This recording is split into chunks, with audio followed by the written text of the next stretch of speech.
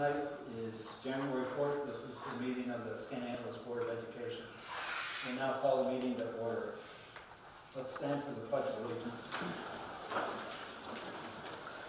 Pledge allegiance to the flag of the United States of America and to the republic which stands, one nation, under God, indivisible, with liberty and justice for all. We have a quorum of board members present. There are 7 seats on the board. With 1 vacancy, we have 6 members here tonight. That leads us to the first item of business, which is the appointment of a Board of Education member. As we are all aware, the Angeles Board of Education has experienced 2 vacancies since the start of the academic year. When faced with the initial vacancy following Gary Durst's resignation, it was determined that the board would fill the seat via special appointment, as has been past practice. At this time, initial interest from community members was garnished via an open interest survey. We would like to celebrate that this process has brought the board an excellent member of our community, Gary Campbell. When faced with a second board vacancy following Mike Kell's resignation, the board again decided to use the process of appointing a new member of the board to serve until May 2022. Given the members of our community who had already expressed interest in servant leadership, all of whom offered excellent qualities and perspectives for the board members agreed to review the candidates who had previously contacted us for consideration. So at this time, I would like to request a motion from a board member for Rebecca Everly to be appointed to the board vacancy from tonight, January 4th, 2022, until the annual school vote in May 2022. So moved. Second. Okay, it's been moved by Carrie, seconded by Amanda.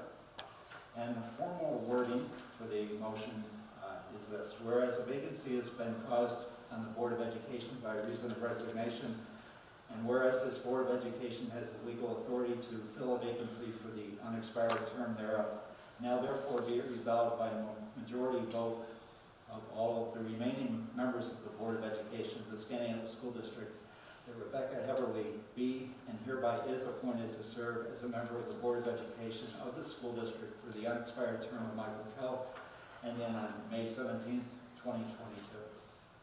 So that is the motion before us. Is there any discussion?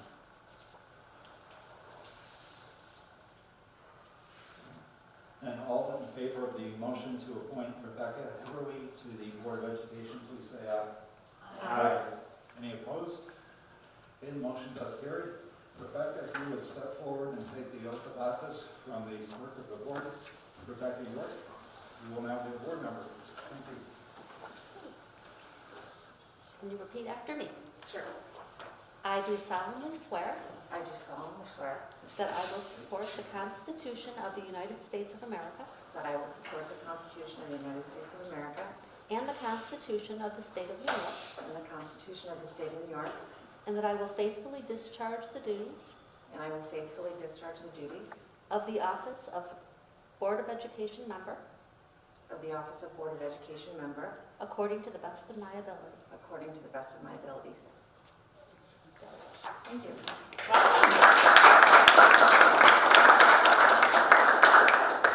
Congratulations. Thank you. Rebecca, we got an agenda for you at the end of the board table there. Thank you. So I'll now turn over the gavel for the election of a board president to Mr. Klein. All right, thank you, Mr. Landon. Congratulations, Rebecca, and welcome to the Board of Education.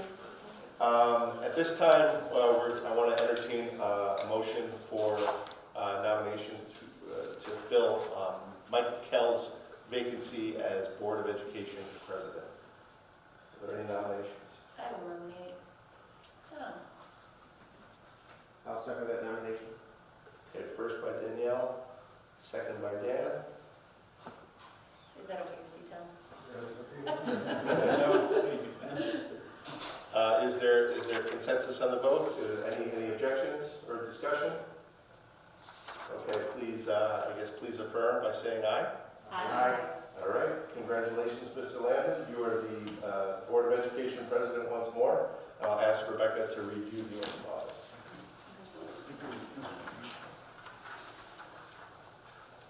I do solemnly swear I do solemnly swear that I will support the Constitution of the United States of America that I will support the Constitution of the United States of America and the Constitution of the State of New York, and the Constitution of the State of New York, and that I will faithfully discharge the duties and that I will faithfully discharge the duties of the office of President of the Board of Education of the office of President of Board of Education according to the best of my ability.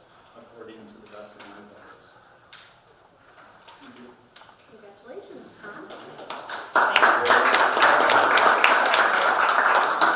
At this time, I'll turn the meeting back over to our Board of Education President, Tom Lynn.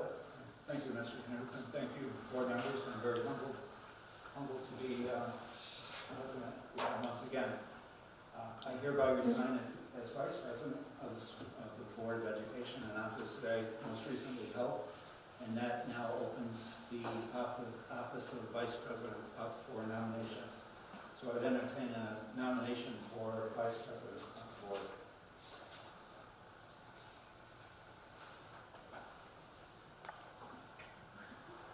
You want to jump in at once?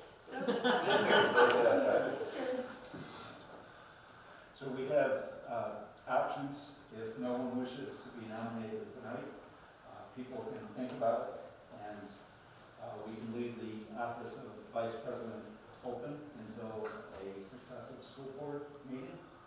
That's one option. Or if someone would wish to step forward to be nominated, please express interest now.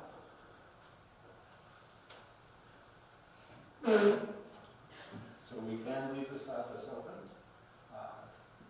for the time being. Does it have to be filled? Should it be filled? It's probably appropriate for it to be It filled. should be. If nobody else is jumping at the chance to do it, I'll do it. If no one else wants to do it. And I'll mumble that again. I was gonna Say say, it. I think for If me, no one else is able to do it, I'll do it, but, right, I mean, my perspective, I'm, looking at some of the more veteran board members to, if you would be willing to take on this role, I don't personally feel like it would be appropriate for me as a brand new board member to say I could necessarily fill that capacity right now, because I'm learning. Well, I can tell you, you all are more qualified to be a board officer, I feel, than I am. not So sure. I appreciate your perspective on that. I don't see anyone fighting Danielle at this time. Carrie is a senior board member. Yeah, I I mean, saw I think Carrie nodding her Carrie, head yeah. for I Danielle. tried to give her the little cushion. I think I'm good, thank you. So are there any, Danielle Fleckenstein is nominated for the office of board vice president. Are there further nominations? Seeing no further nominations, I move that we close nominations. And Tough competition. so, if there is no further discussion, then all in favor of electing Danielle Fleckenstein to be the vice president of the board, please say aye. Aye. Any opposed? Okay, Danielle, congratulations. Oh. And you will now be administered the oath of office.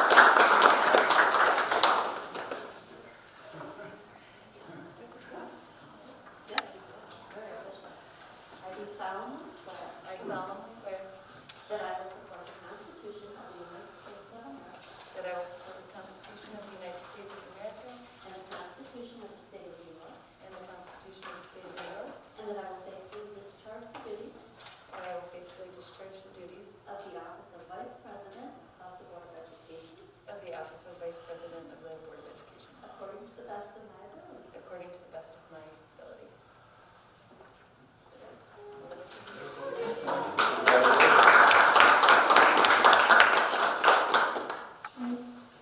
Okay, so that then moves us.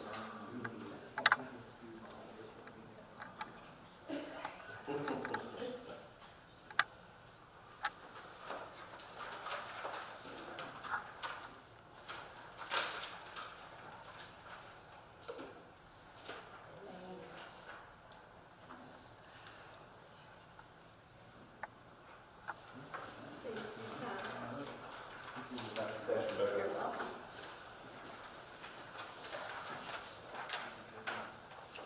So that then moves us to item H on the agenda, which is the first opportunity for public comment. Tom, I think, did we get to the forum count just as we're in the normal process?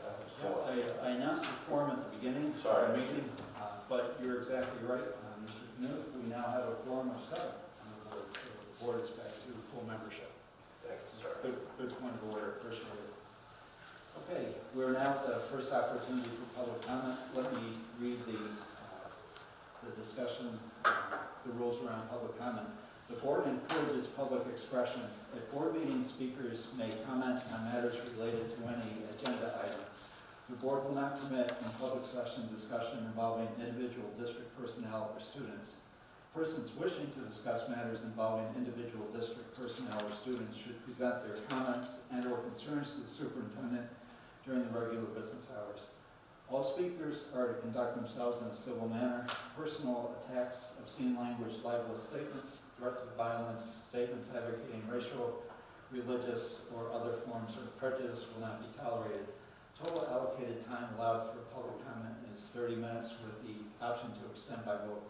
There's 3 to 5 minutes allotted per speaker. We offer a comment period at the beginning of regular meetings and a second period at the end, but generally we don't receive comments at special meetings. We do ask speakers to identify themselves by name and address prior to speaking. So with that preamble, I'd like to now open the floor to public comments by any people in attendance. Mr. Goldberger.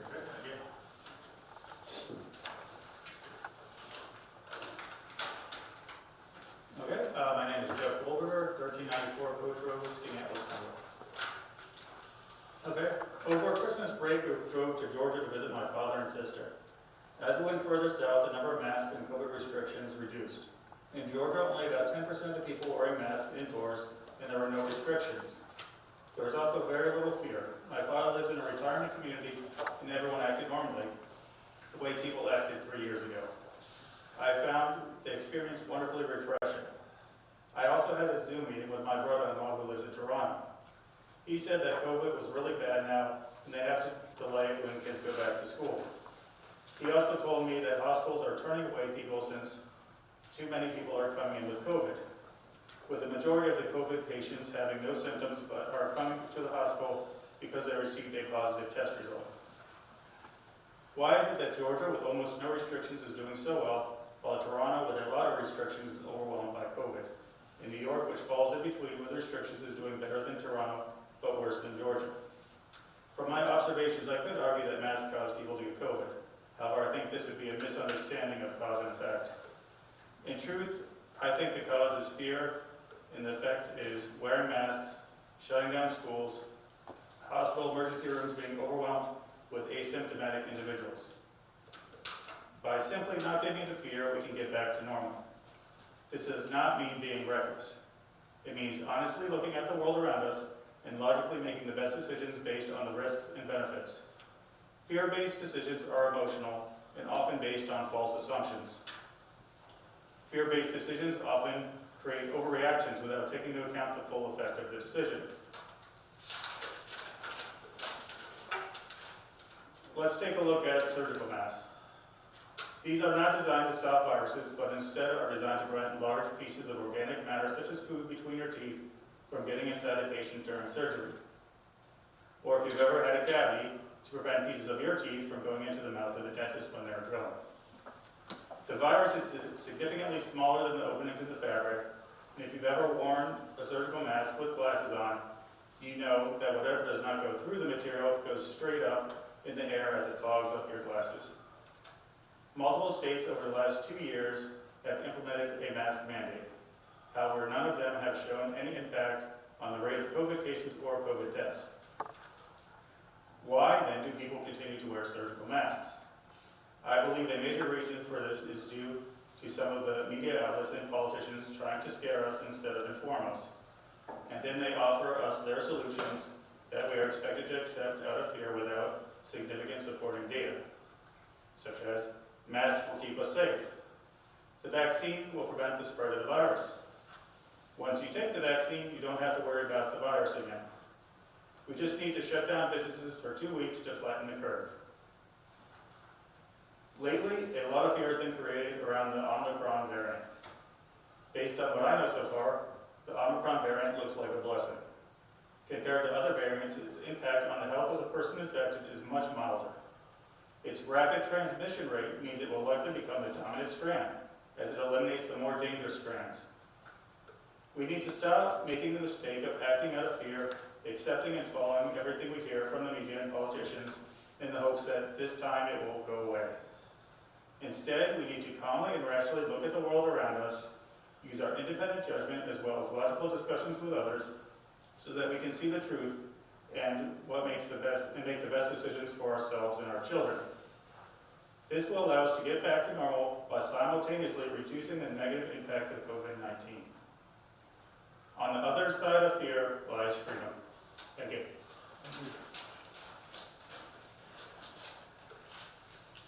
Are there additional members of the public that would like to address the board? Yes, sir. My name is Joseph Vecchio, 1850 East Lake Road. I'm associated with Recycle Intelligence Foundation here in Skinny. I received this teaching climate change and read it. And what I just wanted, what I'm going to say is very unorthodox.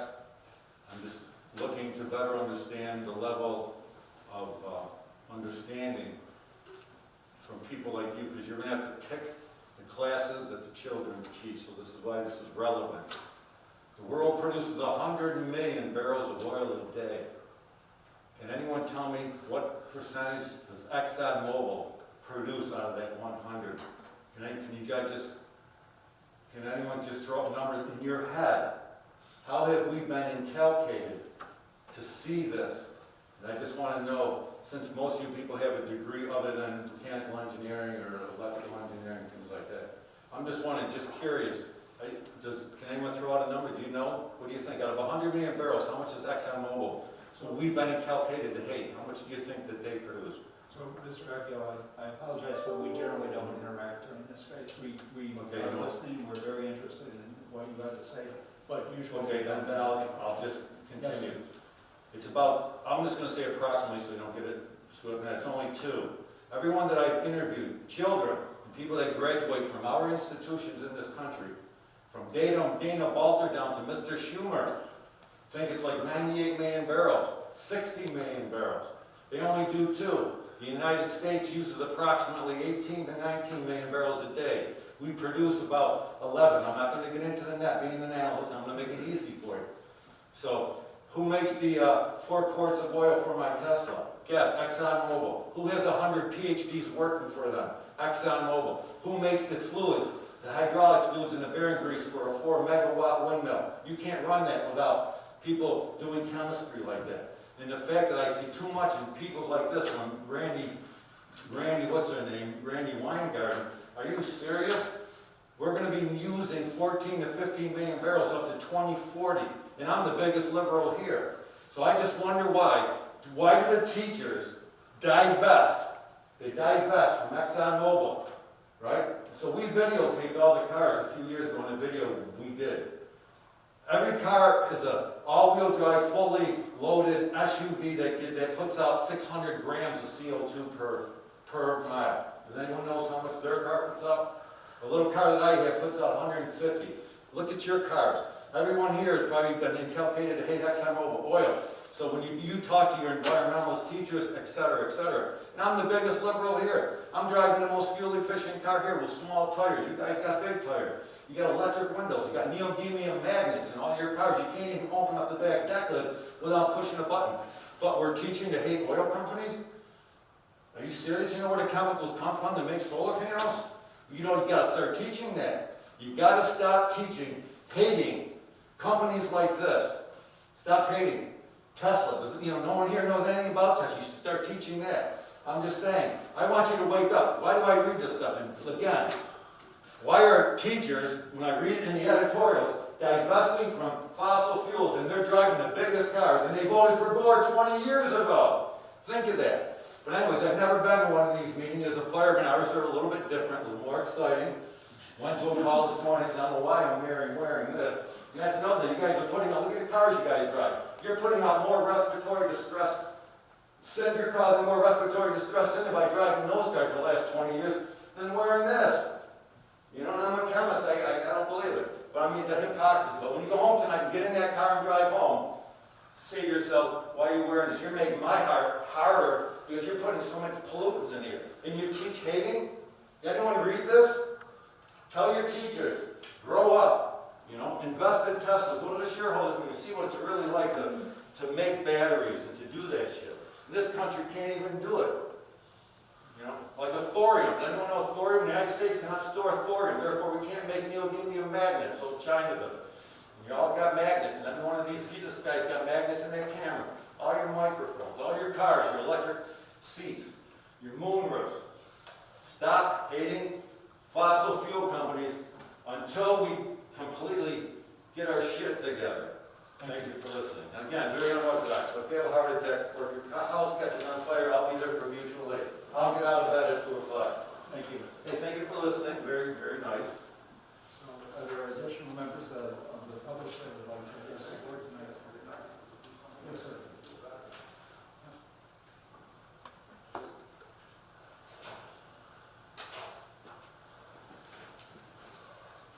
Good evening. My name is Joe Calipari. This is the only one I know on the board here. My name is Joe Calipari. I retired. I live at 55 Jordan Street. I'm here to represent myself only.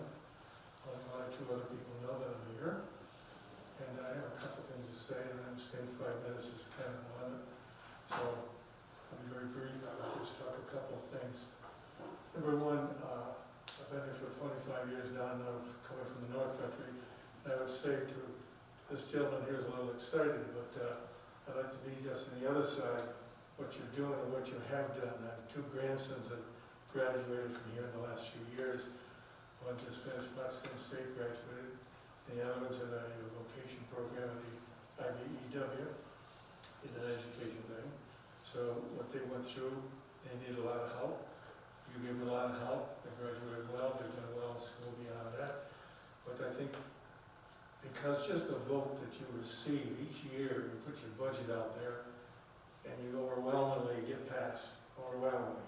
So it must say something that the community is really behind you and appreciates what you're doing, and they do. Now, this man is a little excited, and sorry you have to hear stuff like that. That's not what you're here. You're here to improve your system. So what I'd like to talk about is a couple of things. My concern right now is my family, your family, this village, this state, and the country. And the animosity, what's going on, and the scare, the fear we have. It's not just one family, it's not just 2, it's all of us.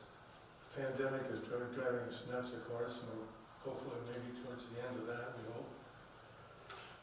And so that was there with this scare going on, which we all feel. It's not just a few, it's not just 5, 10, 15%, it's like it's 50-50. Some families are like this, you know. The town is like this, the people are like this, we know this. We're trying to get out of this thing. Hopefully we will get out of this thing. But then we remember what happened January 6th last year. What the heck was scaring us like this? When I went there, after that, it scared the heck out of me too. And the only other scare that I've had is that I was 9 years of age at my grandmother's house, grandfather with my parents, and on the radio on Sunday afternoon comes down that President Roosevelt said that we're at war, Japanese have attacked us in Pearl Harbor. My mother and father were so nervous, it made me nervous, my grandparents nervous, so we got in the car and went home for 10 miles. I was scared, and I can't tell you how scared I was as a 9-year-old. This thing last year, we had January 6th scared the hell out of me. I'm still like that. I still feel that trembling for the country, for us families. So the next thing I'd like to do is talk about the history of the little community we have here. We have a gorgeous community. We're all very, very proud of it. It's a destination for a lot of people. I go to the VA hospital down there. Oh, where do you live? Skinny. Oh, Skinny. Oh, what a beautiful place. We go over there all the time. So we have a lot of people attracted here, live here, love it here, and we keep improving the whole system like this. So what happens when this thing happened last year, I hang out at I'm a vet, and I go to the post 239 we have up here, And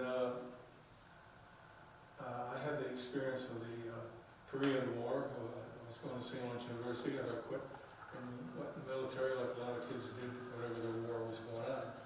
So when we have our anniversary last year, 2019, American Legion was their 100th year of anniversary. They just finished the World War I. And then all the vets came back from here in town back then, and then they started in Chicago, the organization of American Legions.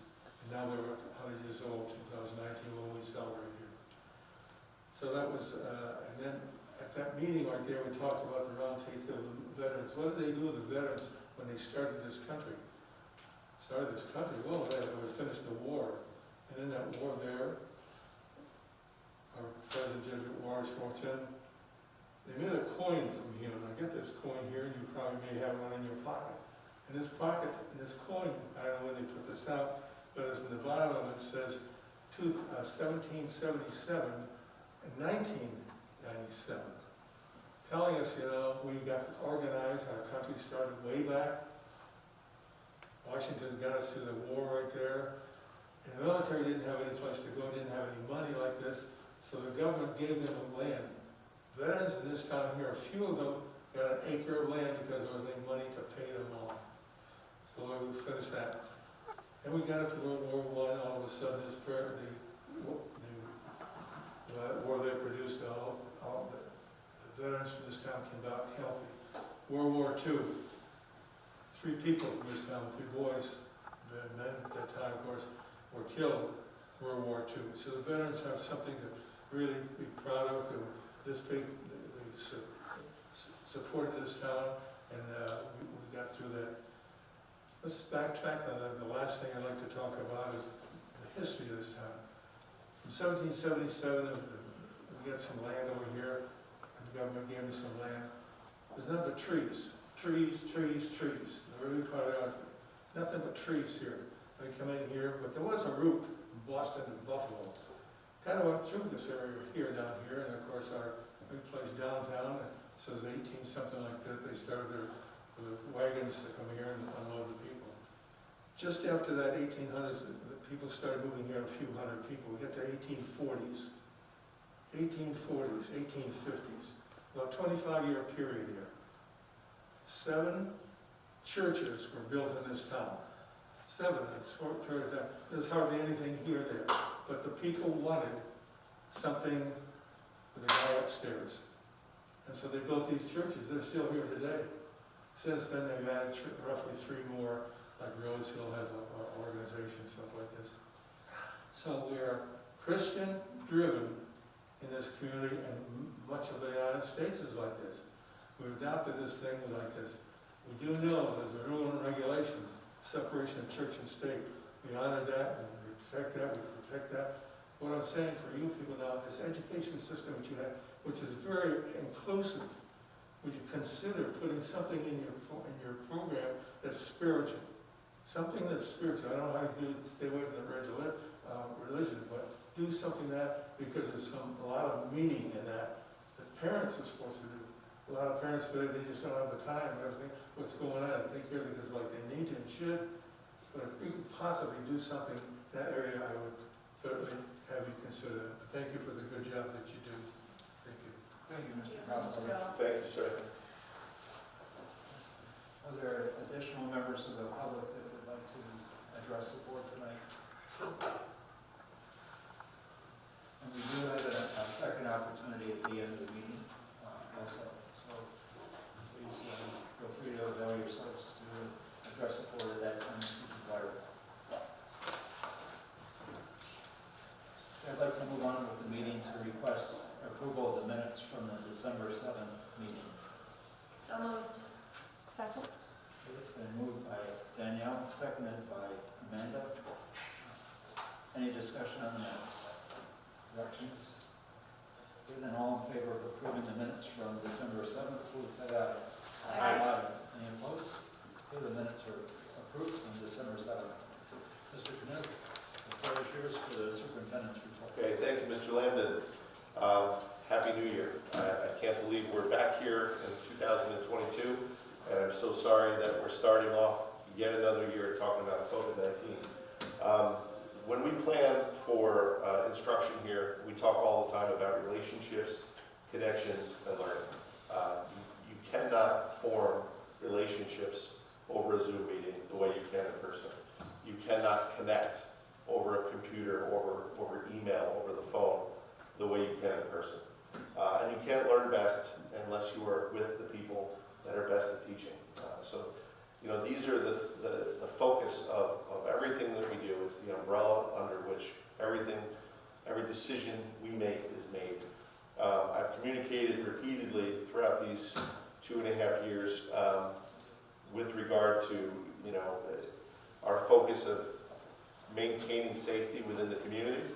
And I think we've done a really good job of that. Our community spread within the school districts has been unbelievably well managed. Our numbers were historically low. There's people that believe different things about masks and vaccines, and we're not going to get into that.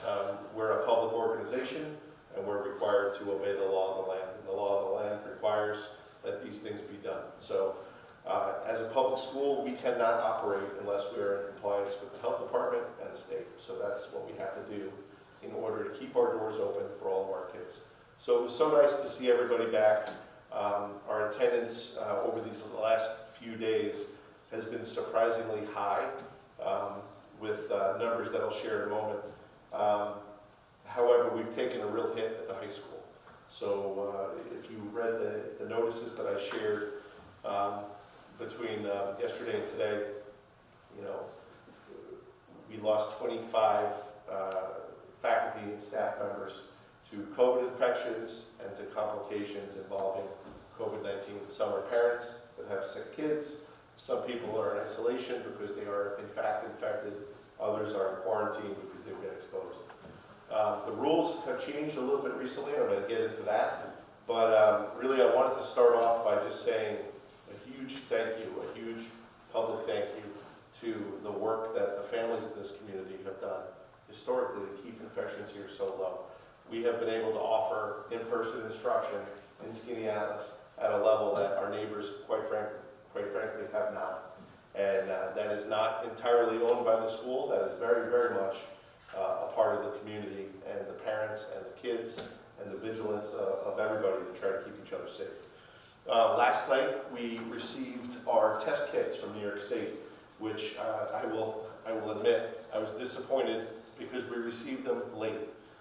Had those kits arrived a day earlier, we could have put them in the parents' hands, families' hands, and had tests occur so that before people walked back into school on Monday, this would have been done. There's been a little bit of controversy throughout the region in that the way these tests were procured were very different from how we normally procure our materials. Up until this point, everything that we got with regard to testing, with regard to information about vaccinations was through the Onondaga County Health Department or the Cayuga County Health Department. This time, all of the tests came directly from New York State, and they were transmitted and distributed to our local BOCES. Our local BOCES didn't take possession until late Sunday night, whereas some of the other BOCES in the area had them December 31st. And it gave people a couple of days to get out in front of it. So just publicly, thank you for the level of interest and people that came up and picked up their boxes. We stood out in the cold for an hour and a half last night and handed out, I think, over 1,000 home antigen tests, which is phenomenal that we had that much interest. And I just wanted to publicly say we're disappointed we couldn't do it a day earlier because it would have made a lot more sense. Just a quick special thank you to some of our faculty and staff that donated their time last night and were here late into the night managing all this. Elaine McLaughlin, our Assistant Director of Facilities, Mike Baracci, our Middle School Principal, Steve Musso, our Athletic Director in Health and Wellness and Activities, Jen Whipple, our Director of Learning, and Brian Seavey, who's a math teacher at the high school and also completed his admin internship with us last year. Just a huge thank you for everybody that stood out there at 11 degrees and managed all the cars that came through. We admittedly were all underdressed because it had been in the 40s and 50s until last night. So it was chilly, but we got it done. With regards to COVID data in the high school, while I shared that we lost 25 faculty and staff, at certain positions you could absorb those losses because they're not necessarily people that are in front of kids. They're not necessarily somebody that is required to drive a bus. And in other areas, we're absolutely crippled when we lose certain people. We've lost 3 individuals from our transportation department already to COVID-19 infections. While most schools, as I'm sure you've heard, have been talking about transportation and driver shortages for the last year, we were in a really good position. We have built up the services that we provide in the community so that we can absorb some of these losses. And we're up against it. We are. You know, you can't sustain school when you're losing 25 critical employees. So we will continue to get creative. I know Connor Brown, a business official, worked in food service and facilities this week. So thank you, Connor, for that.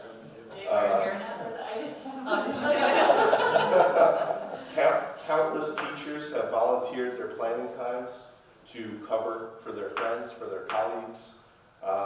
We have shifted and adapted and closed and accommodated everything that we can because our goal is to stay here in person where learning is done best. So the high school, I said, was hit hardest. Right now, we know of 36 active student cases of COVID-19 at the high school. 36 confirmed COVID-19 cases is the most we have ever had, ever. This is worse than the height last year. This is the highest rates of infection we've seen in this community. That being said, the high school is still at 83 to 86% attendance this week. We keep historical data on these things. Typically, right after Christmas break, we're around 92 to 94%. So while we did lose a number of children, our attendance has still been pretty good. The middle school has fared quite a bit better. They had 5 COVID infections last I checked. Had not lost as much staff as the high school. State Street, remarkably, has a single COVID infection that we're aware of right now. And then Waterman has 4 active. And their attendance, Waterman and State Street, their attendance has held steady, and Waterman actually improved today. So as far as our 4 schools go, the high school, like I said, has borne the brunt of this, but we are committed to remaining open so long as we can do so safely, and so long as we can continue to provide high-quality instruction for kids. The next 2 weeks is going to be really challenging. If this follows the same pattern as it did last year, a number of infections occurred on New Year's Eve.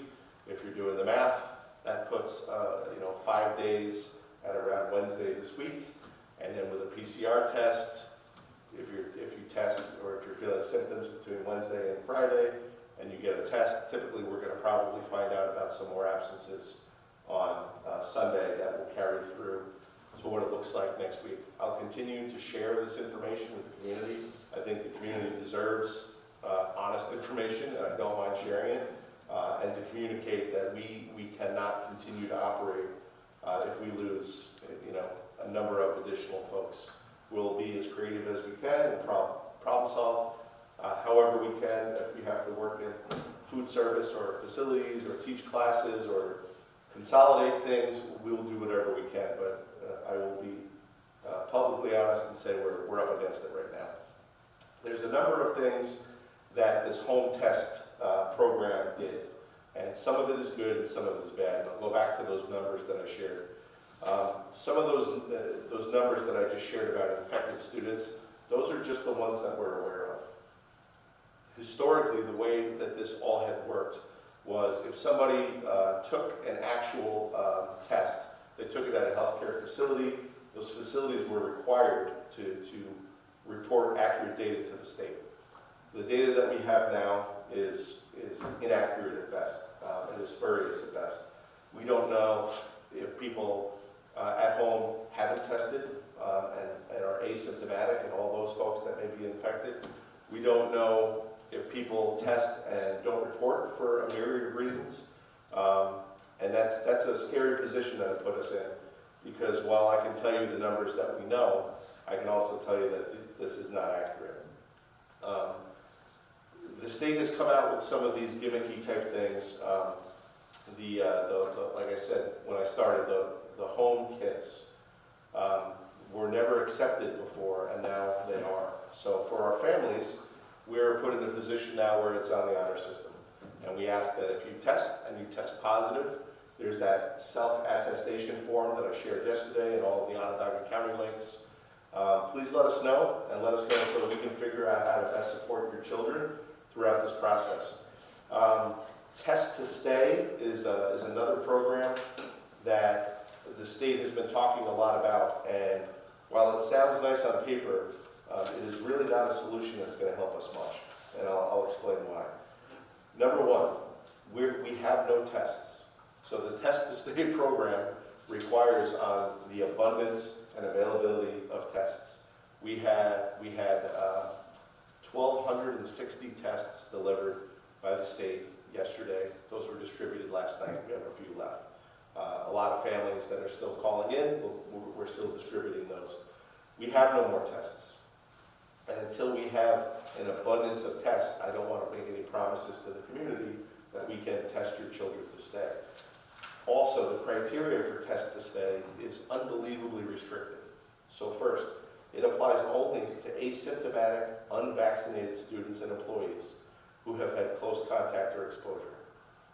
It can only be utilized if approved by your local health department. That actually didn't happen until today. It only applies if the exposure is within the school setting. Now, to put it in perspective, when we shifted to the 3 feet of social distance and the mask wearing that we do all of the time, every day, that allowed us, regardless of your beliefs about what we should or shouldn't do, we're playing the quarantine game. If you had a mask on, you didn't have to quarantine. If you were greater than 3 feet away, you didn't have to quarantine. And that has been the game that we've been playing forever, is desperately trying to prevent orders of quarantine because our infections continue to be so low. This really does us no favors because it only applies to exposures that happen within the school setting. The number of exposures that the school has reported historically within a school setting has been unbelievably low because we have managed to stay within those CDC safety criteria as well as we could. So when you think of the number of kids that this would actually benefit, it becomes extraordinarily lower than you might think. The next thing is that if an individual experiences any symptoms at all, they're excluded automatically anyway. It requires 3 tests within a 7-day period from exposure. And I'll go back to my first point. We have no tests. So now we're required to do 3 tests on each individual when the local health departments cannot guarantee us the access to these tests. And then lastly, the individual must quarantine from all other activities outside of the regular school day. So to put it in perspective, for a faculty member, this is basically like saying, hey, we think you're still symptomatic. We want you to come in. We're going to put you alone in a room. You're not allowed to be in the faculty lounge. You're not allowed you're not supposed to travel within the halls when things are busy. If you're a coach, you're not permitted to stay after and do those activities. If you're a student, all of your extracurricular activities are automatically excluded regardless of the Test to Stay program. You are not permitted to stay for any clubs, activities, sports, anything like that. So in our community, what we anticipated was, hey, this might be a great way for kids to test out of quarantines so that they could still participate and be part of the team. They can still participate and be in the school play that they work so hard for. That's what we got excited about. And then when we realized that they are excluded from that anyway, this program really loses its value for us. So until there is a great abundance of tests and some of these criteria loosen up, we're in a holding pattern. When I learn more or when things change to the point where this will actually be a benefit to our school community and our kids, we'll jump on board. But until then, sit tight because right now the criteria really don't warrant us spending a whole lot of time on it. And Lastly, and it's a perfect segue to our special presentation tonight with Francine Brunel and Brian Cohen, I wanted to emphasize our November board meeting. At our November board meeting, we talked about the historic success that was enjoyed by our fall athletes.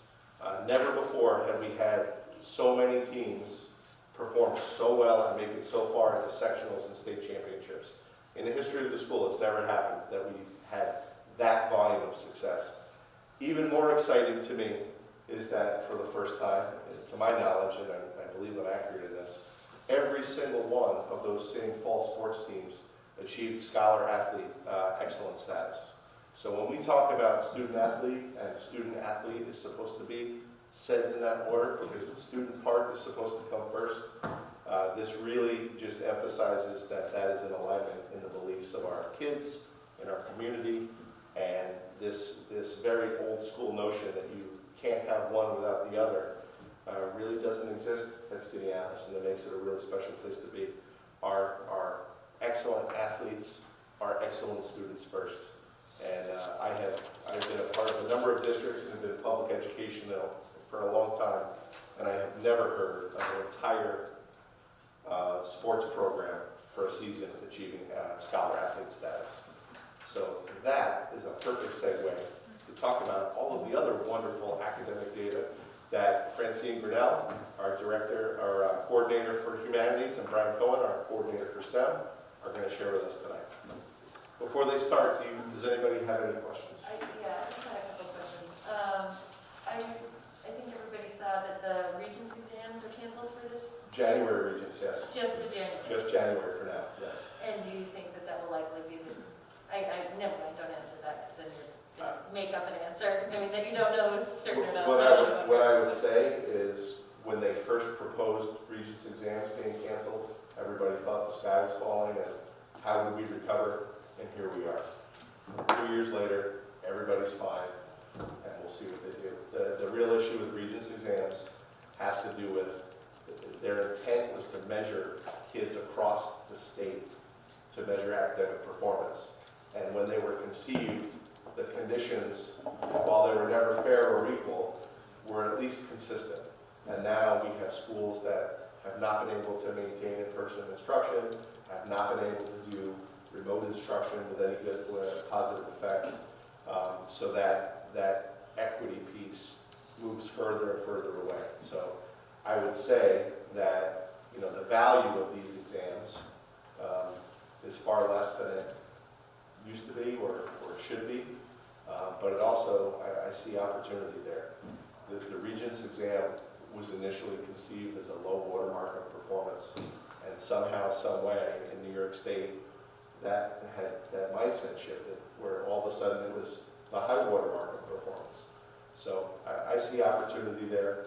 Right now, January is canceled, but our kids still need 22 and a half credits in certain Regents exams to graduate, and until that changes, we'll make sure they do. Thanks.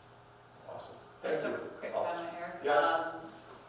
I think, we've heard about it, I know the answer to it, but just so people are aware, I think I've told you guys my daughter's a contact tracer, and literally every phone call she makes, the first thing people are saying is, well, no, it's only a 5-day quarantine. That has not taken effect yet. Thank you.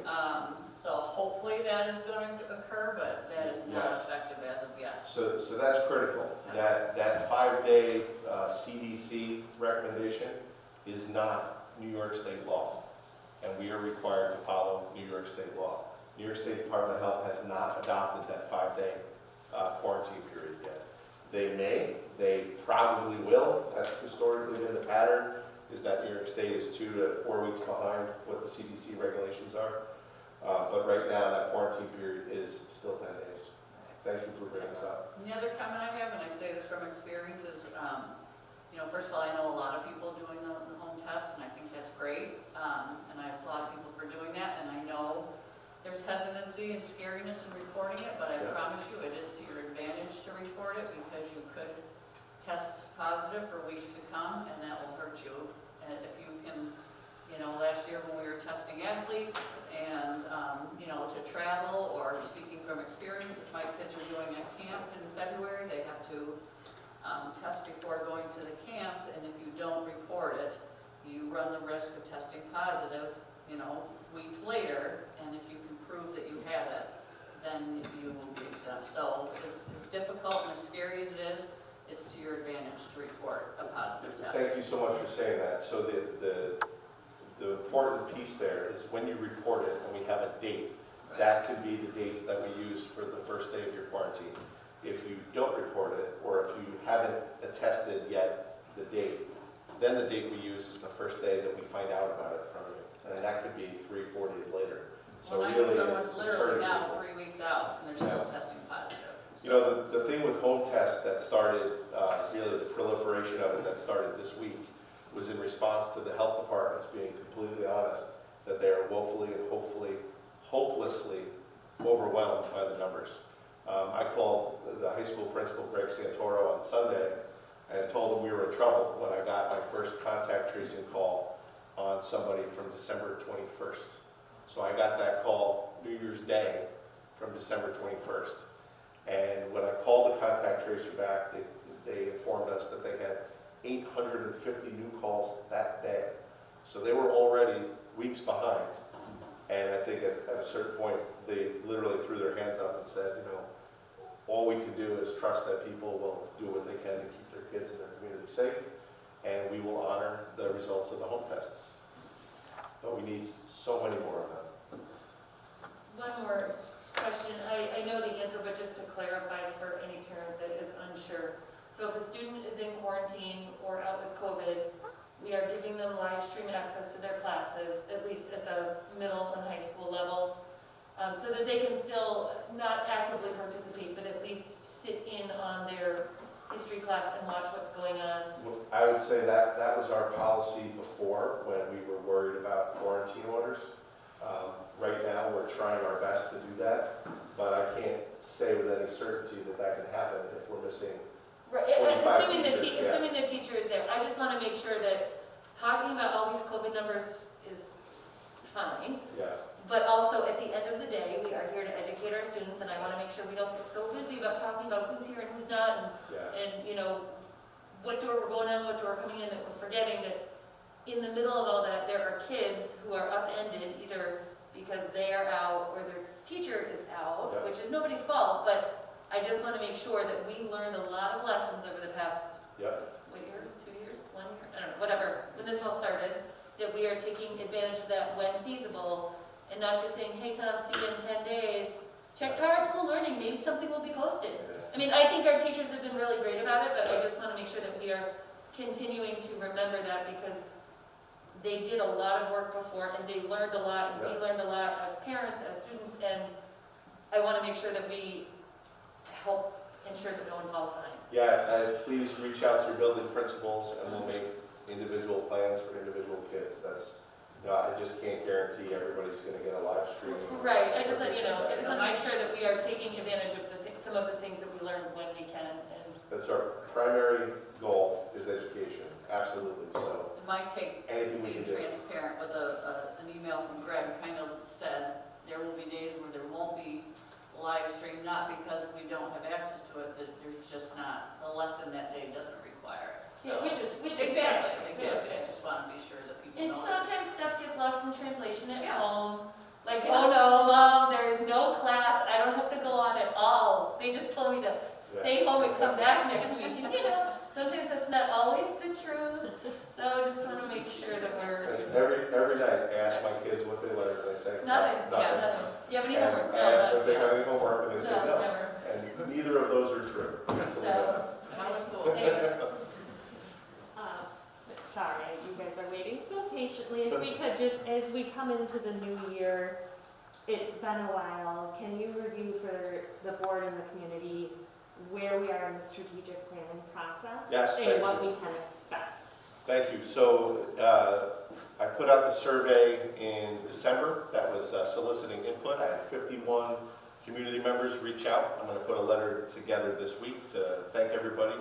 I will be 100% open and transparent and honest, is with the COVID surge that has happened over Christmas. It is battlefield triage right now, and that has not we're going to lose several weeks in our moving forward in this process. I shared with the board a recommendation a few weeks ago to move forward with a consultant to help us manage this process, and they have a very specific they have a calendar of events and experiences that are designed to make sure that this doesn't just keep getting kicked down the road. So I will be inviting them to participate in a board meeting at our next board meeting, which is February 3rd, I believe, if the board so chooses, and we will go from there. What is, and maybe this will come out in February, but what is a realistic answer of when this will actually get started? Now, like actually people in a room starting to talk about So what once, was the first part you talked about? once the board gives their papal blessing for moving forward with the consultants, it starts pretty quickly. This firm as well, and you'll hear in their presentation, their timeline is a lot more consolidated. So this isn't something that gets kicked into necessarily even 2020, the fall of 2022. They're in our conversations, and Francine's assisted me with this throughout. They were pretty confident that they could get this wrapped up by the end of the year, which I think is important. So that's a month from now. Before you present to us and all that. And Yep. most of these consultants, they have nice little PowerPoint presentations that Yep. they can ship out. You probably might have seen one prior to. I actually shared it. You guys have it, yeah. Right, so, that is something we could definitely take a look at. And if you got any questions, I think we need to be throwing it out in advance of the February visit, because, if we only bring those questions up in February, then it's March before we get any sort of feedback or we know what's happening. Absolutely. And it does get together. Yeah, and if we have the option, if the board so chooses, to call a special meeting and move that timeline up. Right, so if you're serious about it, because September will not happen, like we talked about in the first meeting I sat in on. We gotta tighten it up. Yep. We just gotta tighten it up. Next week, let's have a special meeting, let's do boom, boom, boom. Otherwise, it's not gonna happen. And I think it's super, we all agree that it's super important. Yeah, I will contact them tomorrow and see how soon that they can be here. Right. And I'll communicate that to you and get back to you. Okay, and I'd say one more thing. We will always have a crisis. We've had 2 years of crises, back to back to back. Part of us operating at a higher level is to ensure that we're able to manage multiple crises and prioritize, because while we're focused in on the crisis at hand, we've got, if we leave the strategic plan, for example, out in the wings, then we're just setting up for another problem because we haven't set a strategic plan. Yep. We also spoke about some organizational changes because, or potential, or structure, I should say, that we need to take a look at, because all those things roll up. Yep. They roll up, and if we try to do it sequentially, we get absolutely nothing done. So I would suggest we really, I understand that we got crisis at hand, I understand we have triage, I understand all of that, but I think we really need to, and you need to tell us, we need to have a conversation, what resources you need, or anything to bridge the gap. Yeah. Because right now we have a lot going on, you have a lot going on. Yep. And you alone, in one of the texts, that's why I asked the question. Yeah, and with 25 fewer people, everybody's wearing different hats than they normally do. Right, so we gotta get some contingencies going and prioritize this versus that, and we need to move forward more than just one front. Yep. So I think I can expedite. in this 28 days between now and the next meeting, we need to have multiple meetings and really have some sort of direction with the strat plan, because we want to pay the price for it. I think we already paid the price for it. Okay. Agree? If we just pause for a moment, because I'm fully on board, but are we from the other end of the table on board with calling a special board meeting? Just Yeah, I would to like give everybody. to keep it, and I would almost say before, we can work on the date for a special meeting, but in the meantime, go through that presentation, consolidate our questions, and give them the questions in advance, so they can come, and we can talk about the questions publicly at the special meeting, but say, here's the 10 questions that we asked for an answer today, so that they come with those answers, so then we can say, okay, great, thanks. Anyway, moving forward, let's keep going. And I would go a step further and say, provide the answers one time. As we consolidate and we give them questions, Right. man, give us the feedback. When we meet in February, it's decision time. It's really and truly, we've flushed out all the questions we've had. We've gone through all that sort of drama. And now it's decision time. Now, one thing is what's our frame of reference. If we're talking to one group, then how do we know that that's the group? I would say Francine and I have done a lot of work in flushing out the best program that we wanted to bring to you. We had 3 vendors that we met with and had lengthy discussions with and went through their presentations. And I will be honest that the 2 primary vendors, I think they would do a great job. Their timeline was months and months and months longer, and they were astronomically expensive. One was over $100,000, and the next one was $60,000, I think, right? 90, 60, and then this other one is much less than that. Well, let me just, so let me comment on that. And when it comes to bids, you've got to be super careful in terms of, what guys throw out there. The lowest bidder isn't always the best, the shortest timeline isn't always the best. Right. So I'm going to make the assumption that you guys obviously factor that in. We do, and it's run by 2 gentlemen that we know, that are highly respected, that our colleagues know, whereas the other 2 vendors were like national vendors. And Francine had some first-hand experience with one of the groups, but these are 2 of the groups. both of the groups, yeah. But these are not people that we know. Okay, so we are going to be relying heavily on you guys having shortlisted all of this. Yes. Because we are strictly speaking only looking at a candidate. That's what's going to be happening. We wanted to flush out and bring you our best candidate. So Okay, good. if you don't like that candidate, or if the board feels that this isn't the right way to go, then we'll happily put the other 2 in front of you as well. But this is our belief that this is the right one for our district. I respect you guys' judgment and experience and everything else. And there's more reason for us to get on it sooner than later, so we could get to where we need to be or make whatever decisions we need to make. Yep. Happy to do it. Good. I'll find out a timeline. I'll communicate it tomorrow. Well, as soon as it's practical. You got 5 students. Thank you. Thank you. If we do have questions in advance of that, would we send them to the strategic planning committee, you, Eric? I would say send it right to me, and then we'll get those answers back to you as soon as we can. I would just request, just copy the whole board in case, so we're not sending duplicate questions. Yeah. Yeah, Like I do all the time, I'll take your question and answer it to everybody. Yeah. Thanks. Perfect, thank you guys. All right, I think we're ready. And board members, you have printed packets as well, if you want to follow them. So, and then I can do the same. All the guys, kids, girls in the back row, I know that you want to be able to really see what we're talking about. Either here for class, you can move up to the front row and turn around and look at the screen. Come on, Will, I know you want to. Dear. That's our vice president.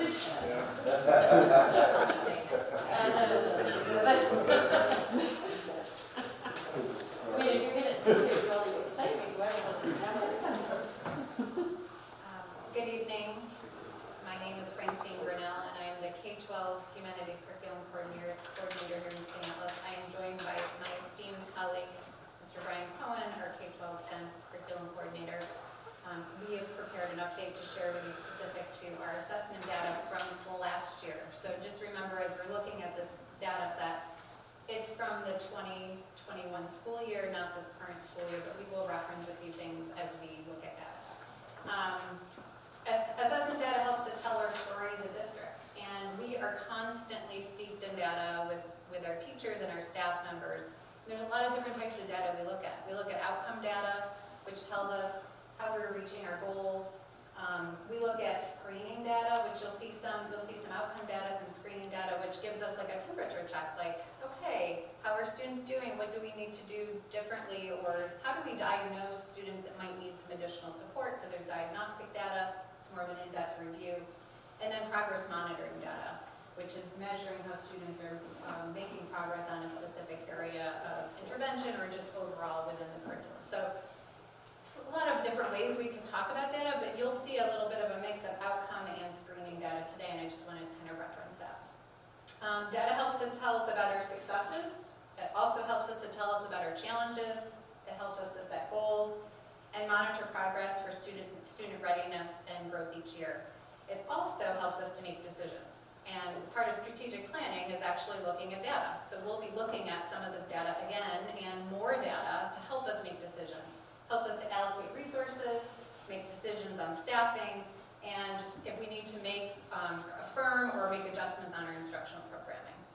So as we start the first and our next slide, this is a picture of kindergarten data. And before we dive into it and look at it specifically, again from last year, I just want to orientate you what we're looking at. First, we'll be looking at our kindergarten, first and second grade students in early literacy. And this is universal screening data. This benchmark assessment data or universal screening data provides information on how our students are progressing in both early literacy, and then Brian gets up, he'll be talking about, he'll show you the math side of things. Ames Web Plus, which is a tool we're using to, as our universal screener, is what you're going to be looking at specifically here with these data profiles. The test, the universal screener at each grade level, has multiple parts called measures. So we're looking at a composite score, but each of the fall, winter, and spring scores are made up of multiple little mini assessments, and then they compile it and say, all right, what's the composite score? I wanted to share with you that when we sit down with teachers to review data, we look at this, but we also look at those individual measures because that's where really it helps us to pinpoint how students are doing on each of those measures. This tool, which we use in the fall, mid-year, and end of the year, allows us to screen and monitor the reading and math skills, identify those students at risk. It enables us to start interventions or end interventions if students have met the goals that we've set, measure, monitor, and document the impacts of those intervention efforts. The example here, so I'm going to start orientating you to this slide, is in early literacy for kindergarten students last year. This is known as the composite score, and this represents, as I said, multiple measures. The color-coded triangle visualizes the data of the entire class, and the colors of triangle represents risk levels. Green is low risk, yellow is moderate risk, and red is high risk. I won't go into as much detail on every slide, but again, I'm just giving you an orientation of what's here. It's hard to see, but if you look closely, there's an N at the bottom of the screen, and this N refers to the number of students in each level or tier for fall, winter, and spring. So we see a triangle for fall, a triangle for winter, and a triangle for spring.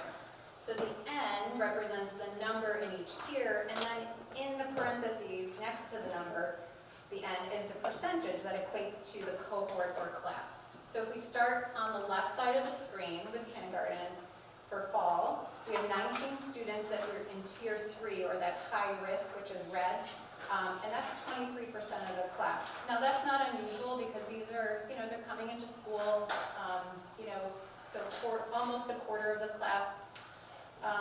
We also know that because of COVID, some of the students maybe didn't participate in pre-K. We don't have those, I don't have those numbers specifically, but there's some, some reasons why for those numbers. Then as we look in the winter, as we look at tier 2, I'm going to go back, tier 2 for fall, we see 24 students were in tier 2, which is moderate risk, which is 28% of the class. And then 41 students were in tier 1, or low risk, which is 49% of the class. And this cohort represents about 84 students, give or take. Their students sometimes come in and out. So ongoing throughout the year, though, as you see the shapes and the colors shift and the numbers as well, staff members review this data and other progress monitoring data to intentionally plan instruction and interventions to support students in their growth. You will notice how these numbers and the percentages shift with that instruction and targeted support for all tiers of instruction. I will also just note and add, as you know, last year, the intervention supports that we normally have that would have been in addition to the classroom teacher, those intervention personnel were actually reallocated and they became classroom teachers to reduce the class size and create more sections. So you can see that we made progress in the kindergarten teachers with kind of those intervention teachers and the collective knowledge of our classroom teachers knowing, how to target and support our students. At the end, in the spring, I'll just orientate you to that last triangle. 7 students are in Tier 3, which is 8%. And remember, it started with 23%. So we went from 23% of the class in the fall as being at high risk to now only 8%. 9 students in the spring are in Tier 2, which is moderate risk, which is 10% of the class. And 72 students are in Tier 1 or low risk, which is 82% of the class. And that's really the goal we're looking for. That's what we're hoping to see. Students in Tier 2 and 3 continue to make gains as well, and all students are progressing towards a year's worth of growth. And then we're going to move on to the next to look at first and second grade, but you have a page in your packet for each. Any questions on this slide before I move on? So I have a couple questions. If we were to go back the year previous to the 2019 to 2020 school year, that is when COVID-19 hit, and we went into what we wanted to in spring. Would this have looked significantly different for spring of that year? In other words, we see a lot of green development during the course of the year. Was it flat? Did we get more yellow, more red that year? What would this have looked like the previous year? It's a great question. So let's think back to 2019, 2020.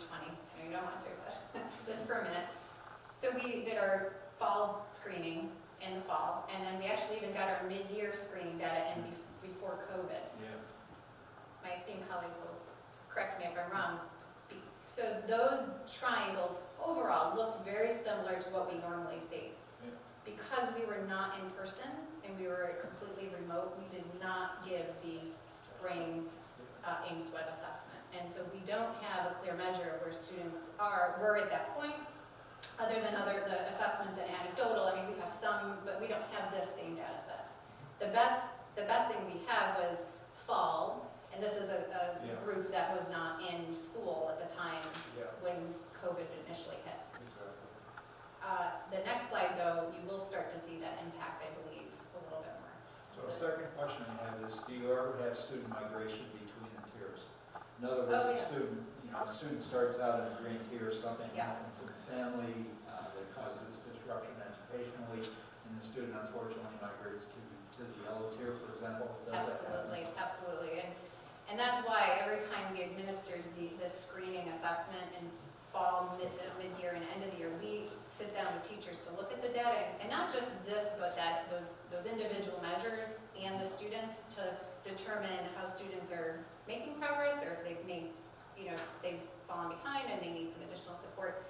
And I just want to also, when we start to see students making progress with an intervention, we don't just pull that away from them because we know that's working. We want to make sure that we sustain that to the point where we know that we can scaffold that away and then they can be successful without that. But yes, we've seen even more of those anomalies, I think, in the last couple of years than typically.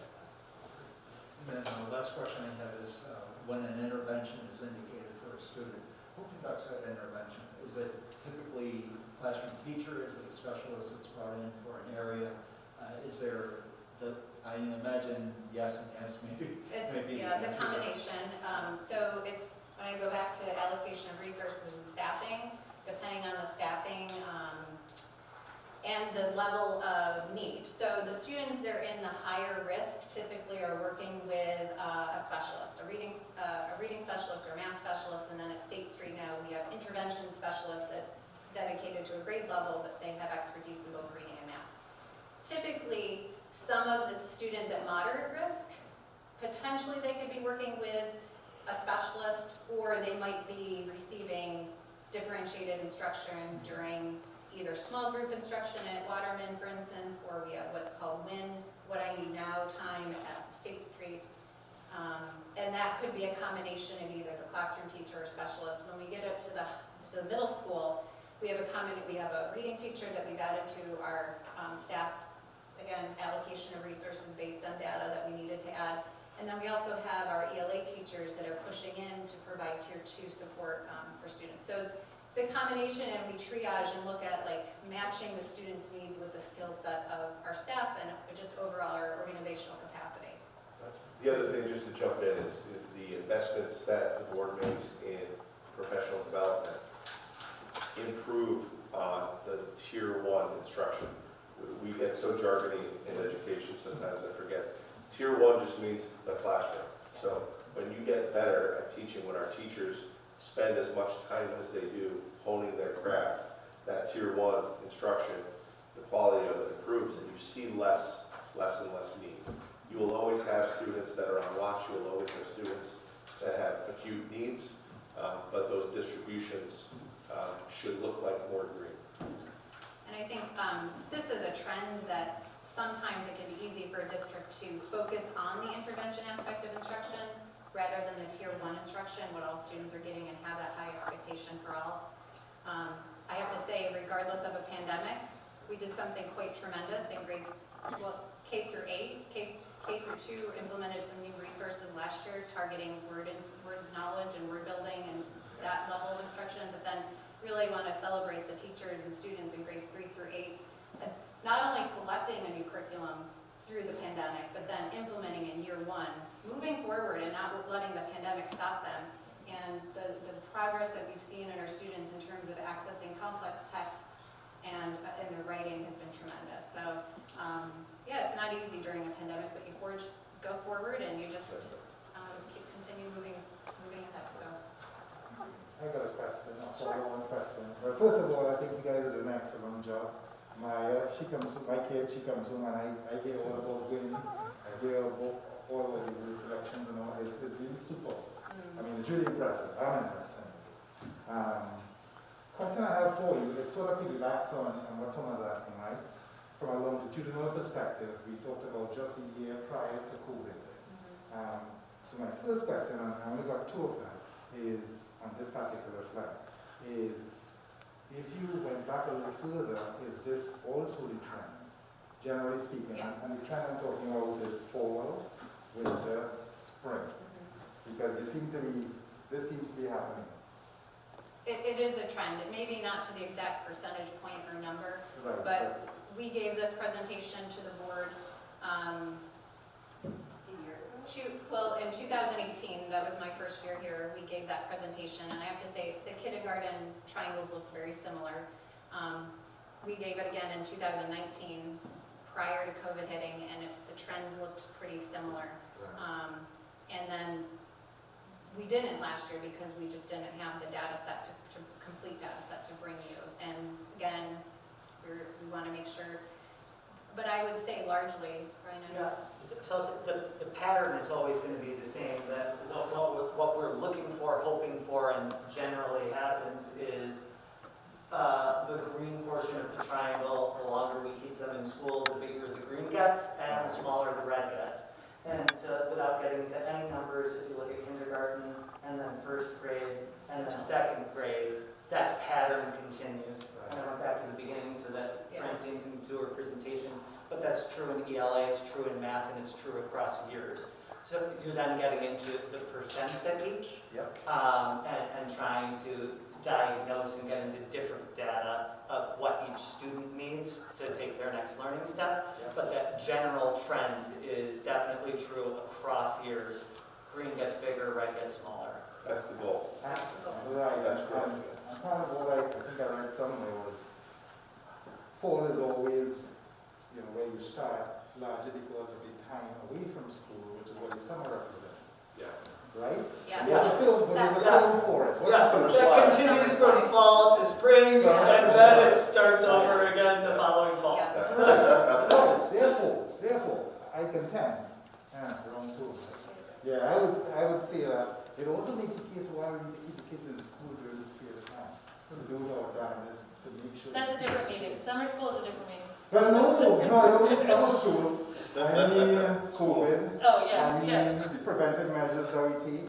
We need to go to the nth degree to make sure they have full in-person instruction. Because we kind of get a little snippet of what happens during the summer and what it does to the learning process. With without hijacking any part of the presentation here, last summer, recognizing what we lost, we tried to front load the summer with so many different learning opportunities. So we had all these camps and activities, the things that we've never done before, just to keep kids here longer for that exact reason. So And we use data to help us determine to do that, so. The world revolves with data, right? And that's our strategic plan, right? Yes, Yeah, Yes, that's how it all absolutely. dovetails into what's our master plan. This was some of the data that we used, starting a little bit after this last year, to start to identify that it would be beneficial Yes. to have more kids spend some time here over the summer. Got teachers to agree to do it, put a system and structures in place that had never been done before, so that took some runway. And we do have some initial data that it panned out for us, that students who attended benefited. So definitely data was a huge part of that, and some of the data we're looking at was data that was used to make those determinations. Okay, excellent. All right, thank you. so on our next slide, we're looking at first grade. So I've already orientated you to, what's on the slide in terms of numbers and percentage, and you can see that, but just visually, you can see that the tier 3 or the high risk students, and that percentage started in the fall at 36%. It maintained, in a similar pattern, 37% in winter, and then it was 32%. If we look at tier 2, yellow started at 21% in the fall.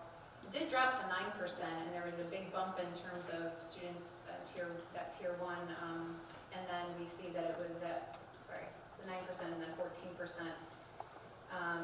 And then tier 1, started at 43% and ended at 54%.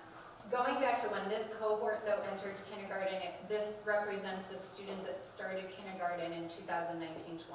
So they missed their spring semester Yes. because of COVID. Yes, their school year was interrupted because of COVID at one of the most critical junctures. So it's in the spring where they're bringing all these literacy skills together, sitting down and that phonetic knowledge to actually start applying to connect to text, to read, and to now spell. So that piece, not going into more detail, nationally it was, those specific measures, but nationally it's considered that this cohort, now which is in grade 2, was impacted probably the most significantly across the nation, probably the world, in terms of what and how they were impacted by school closures.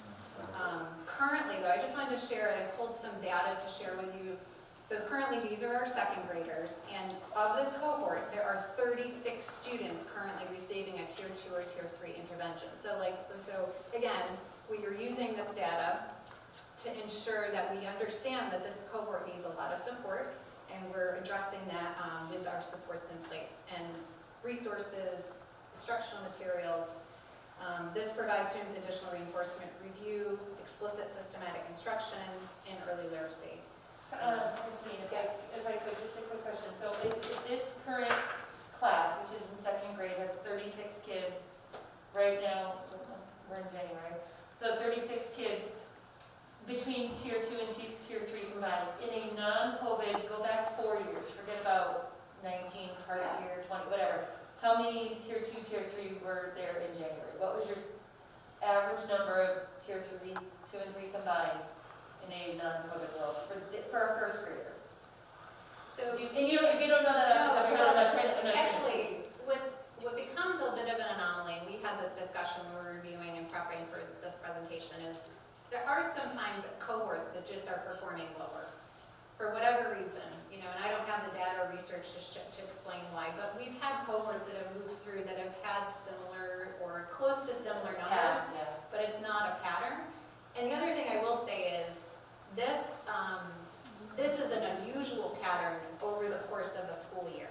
So, we typically see that high-risk number and percentage drops more significantly, but I just want to point out, remember what I said last year, all of our specialists were in the classroom, and we did not have any additional outside support for our students. So they did the best they could within those small group instruction, but we know where we allocate the resources for those instructional specialists, the reading specialists, they do make a difference in terms of when we have cohorts that structure. And I guess I would just ask too, from a board perspective, as we enter budget season, which kind of starts like, Yeah. like last year. And you are following, let's just point out this group of kids, and maybe there's a similar group, whether it's in 6th grade or 9th grade. If you do not advocate, which you already do, but speak really loud and get on Eric to speak to us really loud, that hey, this particular group is going to need to carry one extra reading specialist for the next 2 years, aside from what we normally budget as 2 full-time positions or whatever. If you guys don't ask for it, then we can't, as a board, work to make sure that that is budgeted for. Absolutely.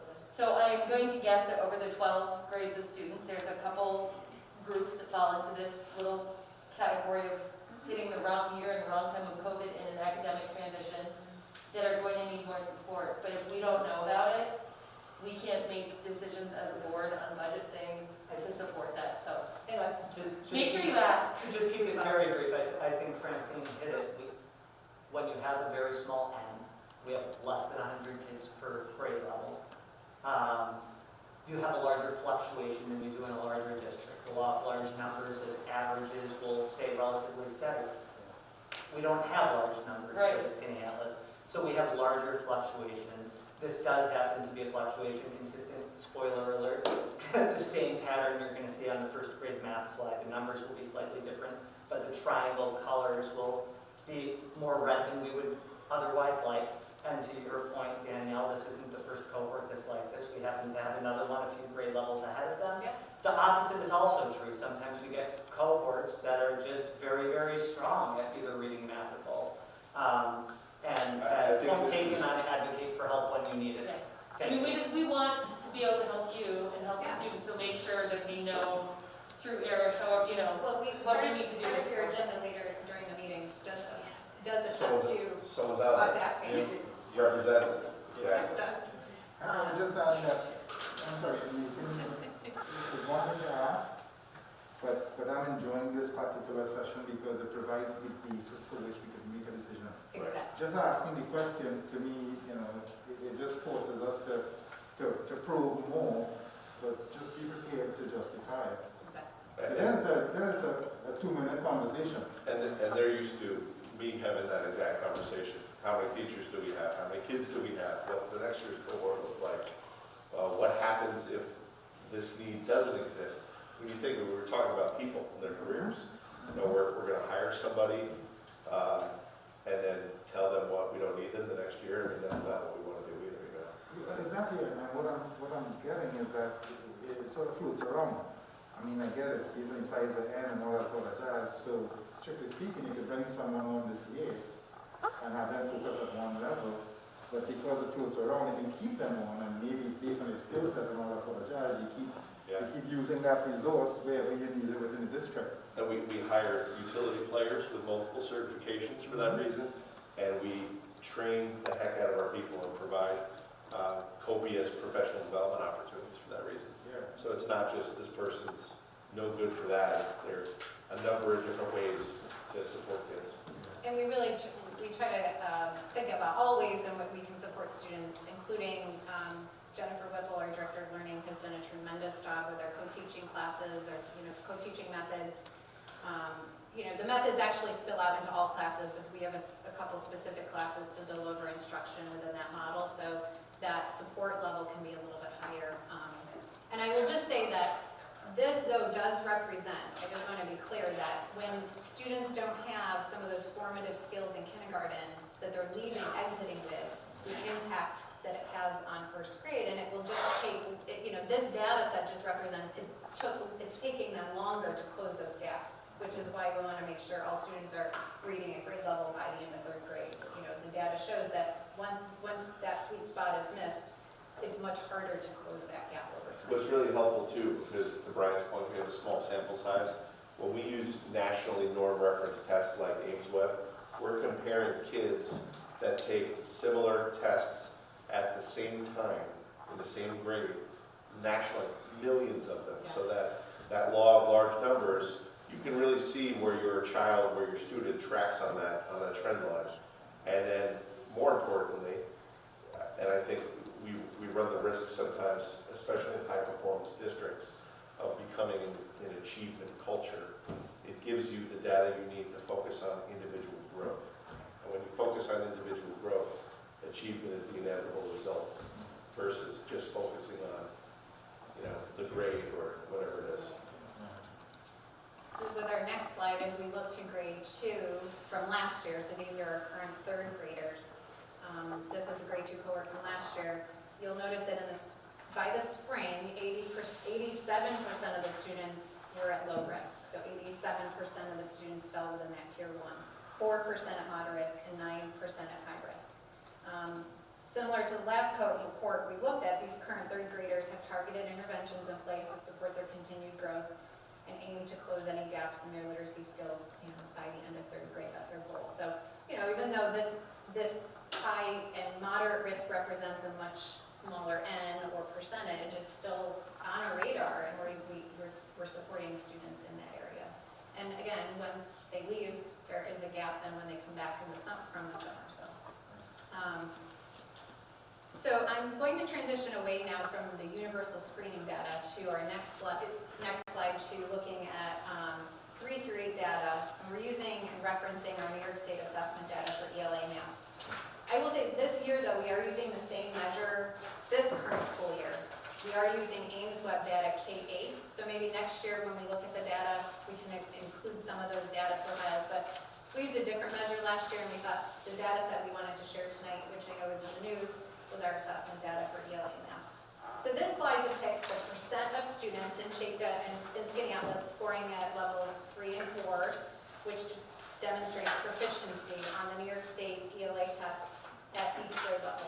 So you can see grade 3 is 72% proficient, grade 4, 80, is that 81? There's a little dip in grade 5, which I will talk to, and we'll look at similar school districts across the state that also dipped similarly, but the test design and overall complexity of the questions was a little bit more difficult comparatively. So then we have grade 6 achieving at 80%, grade 7 at 76% proficiency, and grade 8 at 85% proficiency. I'll give you one data point from 2019 that I can recall, and I believe the 3 through 8 proficiency rate in our district was about the mid 60%. So that was prior to COVID. So if you took in 3rd through 8th grade and averaged kind of the proficiency across those grade levels, we were in the mid 60s. So when you look at that compared to these data, these percentage of these proficiency levels, we can see some growth. Although the state has asked us, and all districts across the U.S., not to compare the scores to previous. Yeah, they're not comparable. Well, they're not comparable, but it's just we're trying to reference something. We're just trying to reference some sort of how did we do then? How do we do? We know it's not the same test, and it's not a comparable data set, but it is outcome data, and New York State, again, has cautioned us to think about it in that way, and I will say in a test that the teachers in grades 3 through 8 have shared that they could tell from years past that the students felt more confident. They felt that the students did better. They didn't know until later in terms of reading the text passages, which were complex text passages, and answering the multiple choice questions. There was no writing involved on this, and some of our teachers, again, hypothetically have stated, boy, if our writing portion was involved in these scores, it would probably be even higher.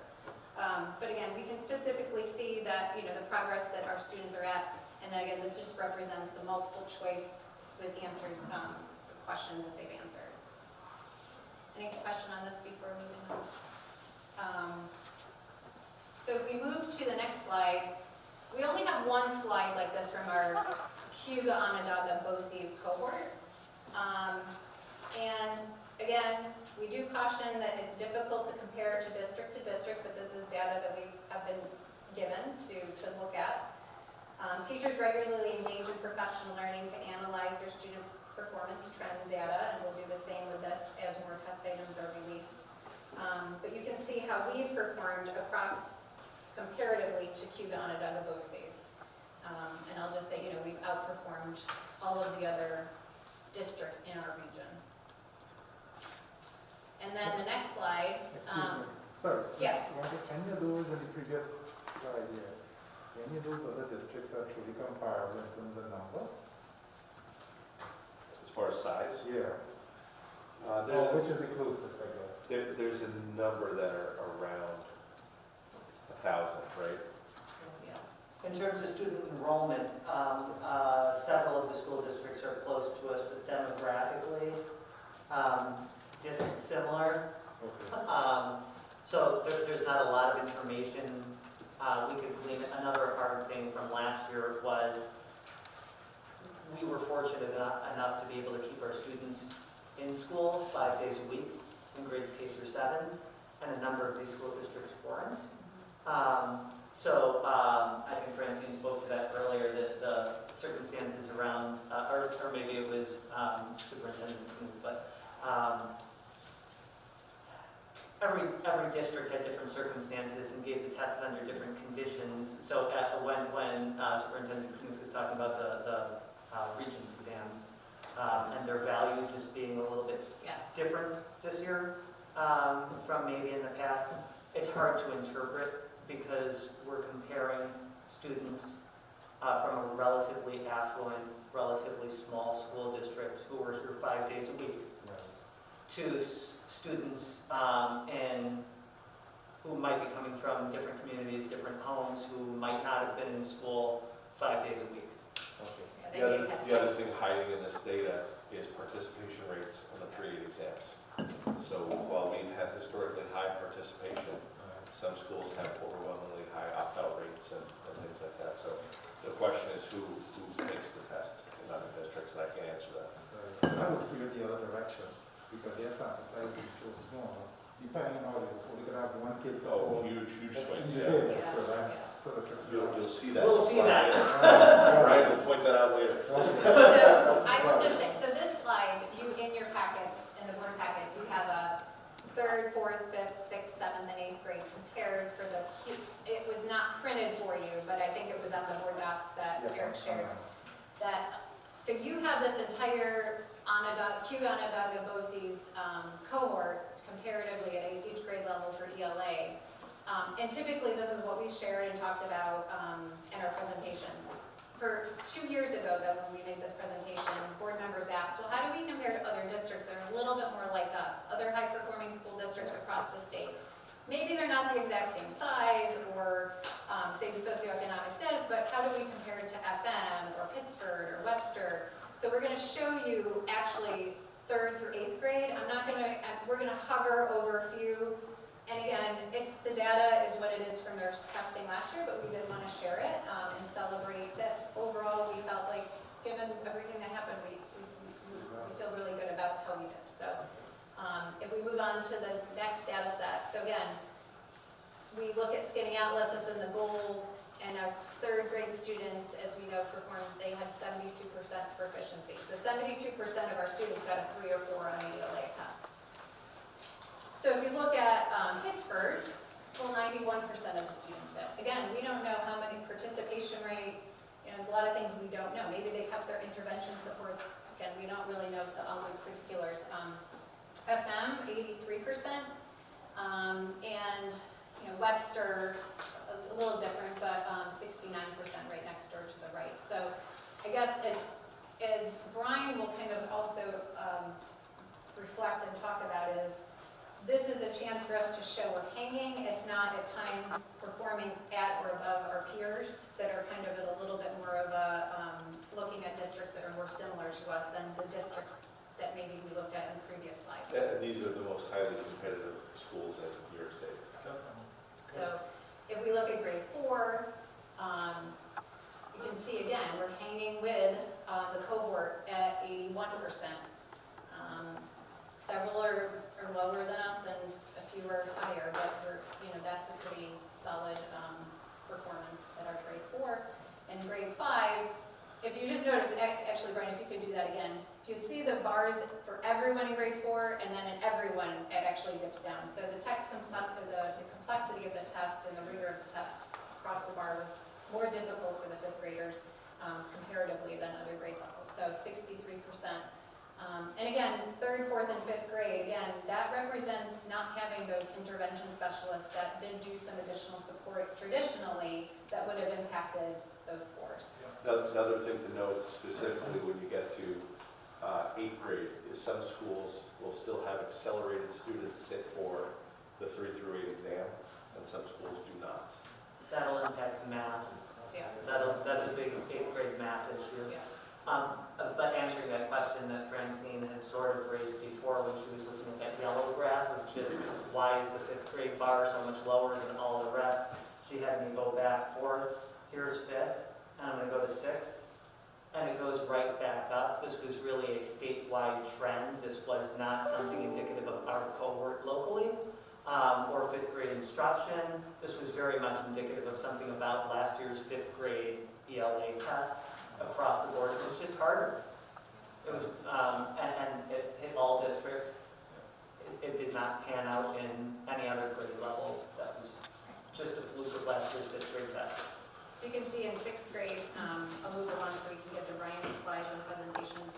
Grade 6 ELA was 80%. Again, very similar to other districts in this comparison set. Grade 7 at 76% proficiency. And then our last slide in this similar comparison data set. Not to toot the horn for you, but I would just like to point out that that 76 happens to be the highest Oh, yeah. of all of these similar school districts. Of our 7th grade. We didn't just hang with the best of the best in New York State, we beat them. Of our 7th grade teachers and students, that is, so kudos to them. And then in 8th grade, is that 85%? My eyes are specific to grade, so again, I think we are, I think FM was at 86%, but again, 1 percentage point. So this helps to show you how we are doing compared to other school districts across the state that are also competitive and high performing. So specific to grades 2 through 8, last year was our first year of new ELA curriculum. So the slides that you just saw, we implemented a new program called Wit and Wisdom. Last year was our year 1. The integration of skills using complex texts, opportunities to focus on knowledge building, vocabulary, student discourse, and writing, we believe, teachers believe, positively impacted how students performed last year in the midst of a pandemic. It's not these tests, though, the New York State. It's in their student work.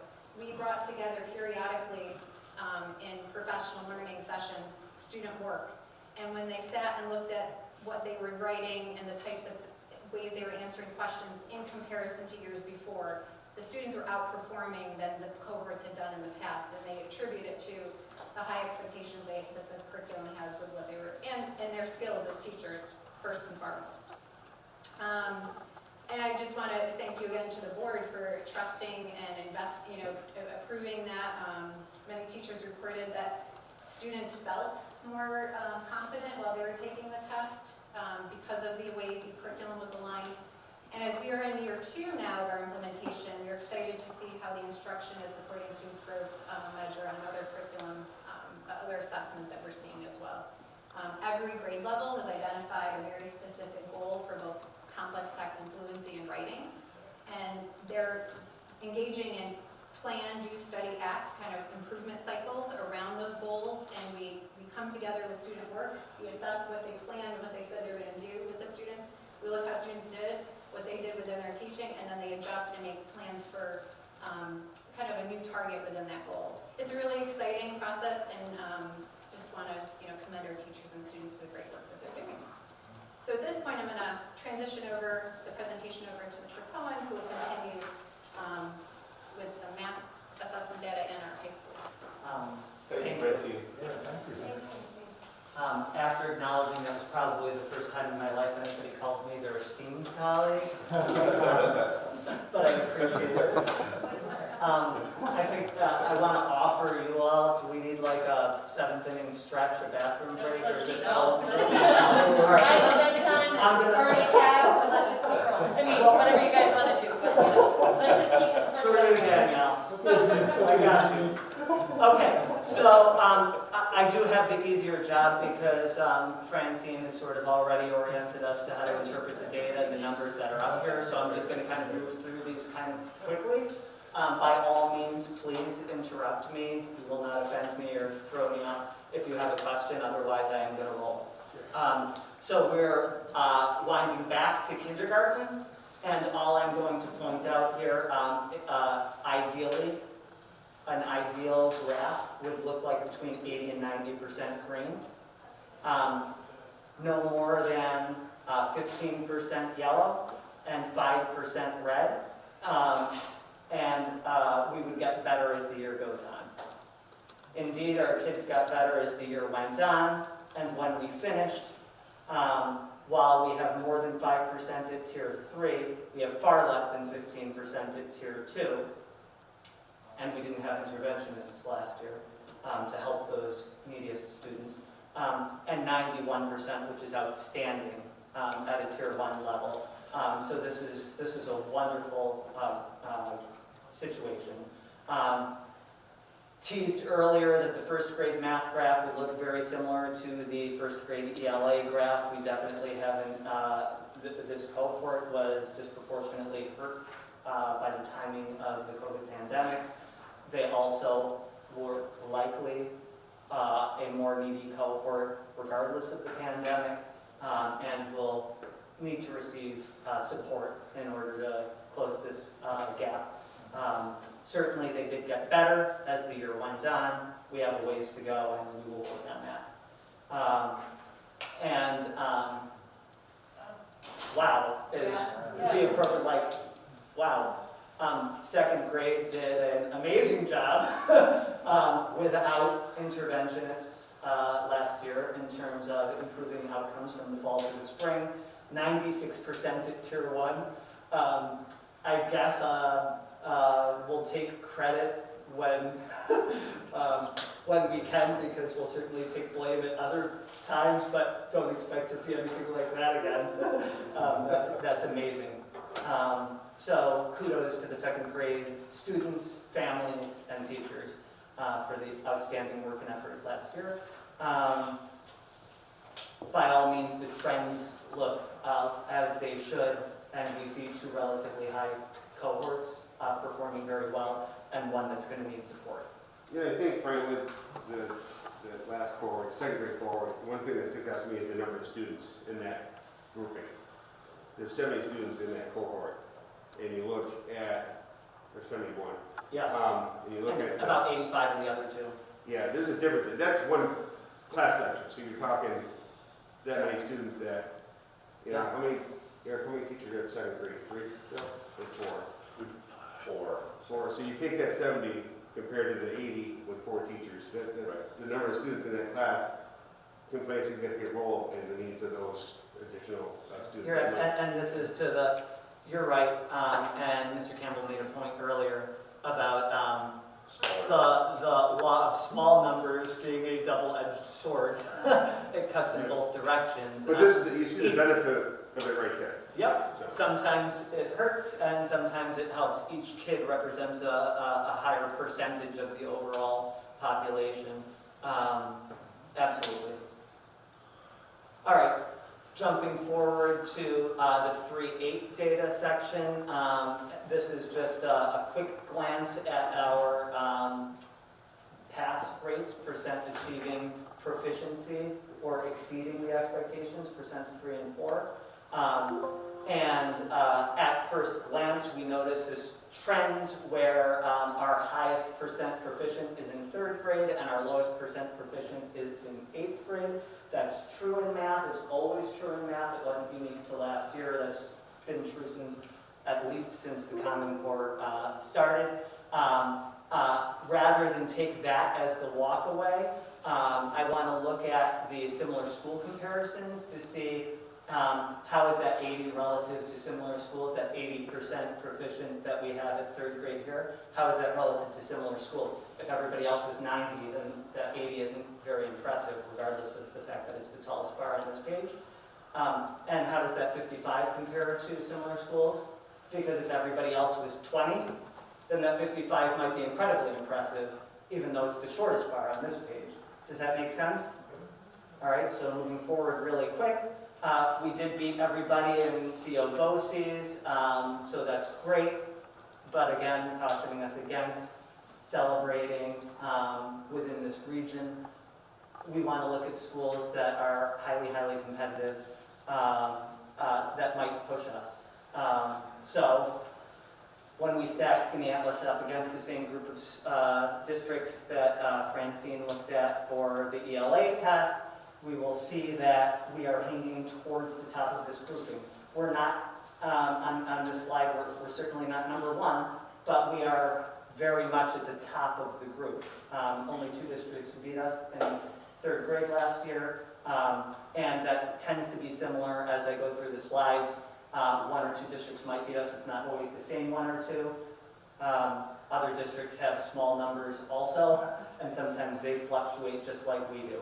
But in 3rd grade, we were highly competitive. And if we go to 4th grade, we were also relatively competitive, not 3rd place anymore, but very much towards the top of this clustering. Pittsburgh beat us both times. FM didn't give the test to 3rd or 8th graders last year, so I have no idea. But some of the same school districts are performing very, very well in math. Bethlehem, Clarence, Pittsburgh, and FM tend to generally be very good in math, but we're right up there with them. Moving forward to 5th grade, the only one that beat us was Pittsburgh, including FM, the district I came from. I love it when we can beat them, not that I'm competitive at all, but I don't like to lose to them. Okay. Came in 2nd again, this time to FM rather than Pittsburgh, at 6th grade. 7th grade, generally, people's perception of 7th grade is that the scores are lower in 7th grade, which on that yellow slide is true. The scores in 7th grade are lower than they were in 6th, which are lower than they were in 5th, yada yada. But again, when we look at this trend across other similar school districts, that's true everywhere. The 7th grade test happens to be harder than the 6th grade test. So yes, our score is lower, but once again, 2nd place. We're hanging with the most competitive schools in the state of New York. Once again, it had to be FM Rats. Skipped one. In 8th grade, lowest bar on that yellow page, highest bar on the similar schools page. Our 8th graders did incredibly well on this, incredibly well. So while it looks like 8th grade is not doing very well when you look at that one slide of just our Skaneateles scores, when you look at how other people do on the 8th grade state test, our students fare very, very well. And this is the point that Superintendent Knuth was making a few minutes ago, that most districts begin acceleration entering 8th grade. And accelerated 8th graders take the Algebra 1 Regents exam in place of the 8th grade New York State math test, which means that you're lobbing off your highest performing math students out of the data. They're taking your Regents exam. So what you're left with is your average students and below taking this test. And that's why everybody's data on the 8th grade test looks very different. The more students you accelerate, the lower your data is going to be because you're cutting off more and more of the top of your bell curve. I would also like to think you can mitigate some of that by having outstanding teaching in the 8th grade, which is what we have. But 8th grade is very hard to interpret compared to other grade levels because you have this extra variable of who are the students who are actually being tested. And I can see you. Go ahead. No, I think you have a question. You have a question, right? Go ahead, because mine goes back to Ames Web. Oh, okay. So yeah, real quick, and then it means if I looked at the accelerated students graph, I mean, I could also interpret it that more of the other schools' population is moving into an accelerated program. Yes? Yeah, we could, and we don't know that. So that point is that what we could be looking at is that the two interpretations, let's pretend that the only data up there is Pittsburgh and Skaneateles. Right.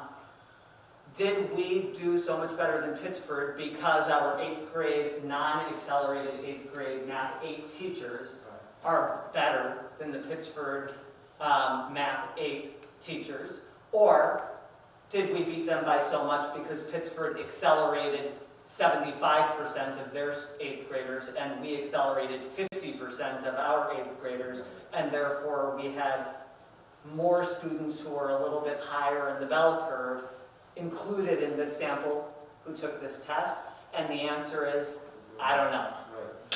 There's no assessment in that direction. Correct. And every school uses very different criteria to decide who is and who is not accelerated.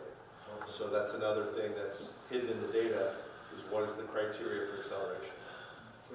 And I can tell you, Which influences this interpretation as well. Right? we accelerate a relatively high percent of our students.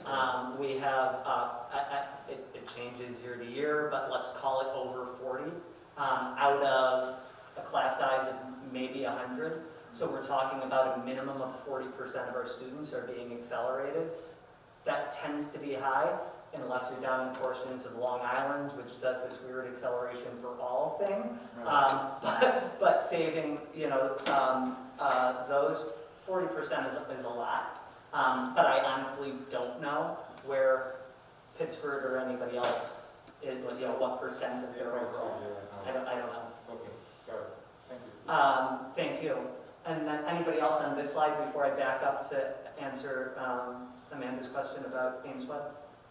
Mine's a more generic question for reading them out together, so go ahead. You can go, Amanda. So one thing I just want to make sure I'm understanding the reports for Ames Web correctly. It says that our target is the 30th percentile. So are we determining proficiency for the Tier 1 group at being above the 30th percentile? Actually, some grade levels, this composite score isn't the only way we're looking at the data, and many of our grade levels, or I should say by building, we've started to look at the 50th percentile. Okay. So that has allowed us to open that lens a little bit wider to determine the students that might need some additional support. Okay. So Is you're that- correct. Yeah, This is to a kind of conversation that we just had right before the holidays. tack on to what Danielle was saying, as we come into budget season and really looking at what we need. I have it on a good information that 2 districts use the 40th percentile across the board for all batteries. So, those 10, if we were to shift it, those 10 percentile points could really pinpoint some kids who appear to not be struggling now, but may struggle later. And as you go through that data-wise improvement process, I just wonder how these graphs would look if we did shift to a higher percentile for proficiency, because 30th percentile for proficiency is a little concerning. So we've had that same conversation and we share that belief, but 2 important things had to happen first, we believe. Number 1 was moving towards an aligned Ela curriculum so that there was scaffolded skills all the way through. And number 2 was getting on the same page with the norm reference test that we used. We used Ames Web in certain grades, we used STAR, and then when kids came from one school to the other, we were comparing apples and oranges. So phase 1 was getting on the same page, which we did this year. And I will say, I know with some grade levels, we specifically looked at different reports that visualized that we could change and toggle and look at the data specifically at the 50th percentile. And then we went through and actually determined, so for this, but this was last year's data. Right. So for this year's data, I know some of those decisions around interventions have been made around that 50th percentile. And I will attest our ongoing professional learning in shifting that kind of thought process and the culture around how we're looking at data. That was the point I was going to make. So thank you. So for math, when we identify students in need of intervention, which might be a whole separate presentation or meeting, but we look at multiple measures, not just the Ames Web. We look at the Ames Web, as is true also with the Ela. We also look at unit tests. And I don't just take percentiles and say anybody below the X percentile gets some service. I try to externally benchmark for math so that kids who are doing this well on this test are likely to do this well on this test and likely to do this well on, so if you have 3 data points, they shouldn't be telling 3 very different stories. That this test is saying that they're right on target and this test is saying that they're really, really in trouble. We try to look at how those scores correlate and adjust whether is the 60th percentile saying this kid is really needy, or is the 60th percentile saying this kid is not needy at all?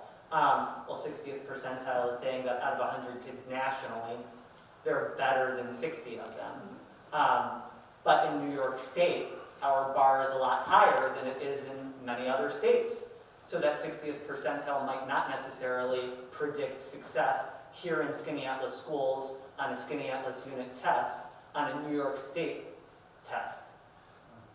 So I might give RTI need points to a student at the 60th percentile based on how well kids who have scored in the 60th percentile at Skinny Atlas before have done on unit tests and state tests before. Yes, we're using the 30th percentile on these graphs. No matter what it is, we would still get the same trend line of green getting bigger and red getting smaller, though the red would be larger and the green would be smaller if we adjusted that. But no, these numbers are not used exactly as is to make our RTI determinations in terms of who gets what support. The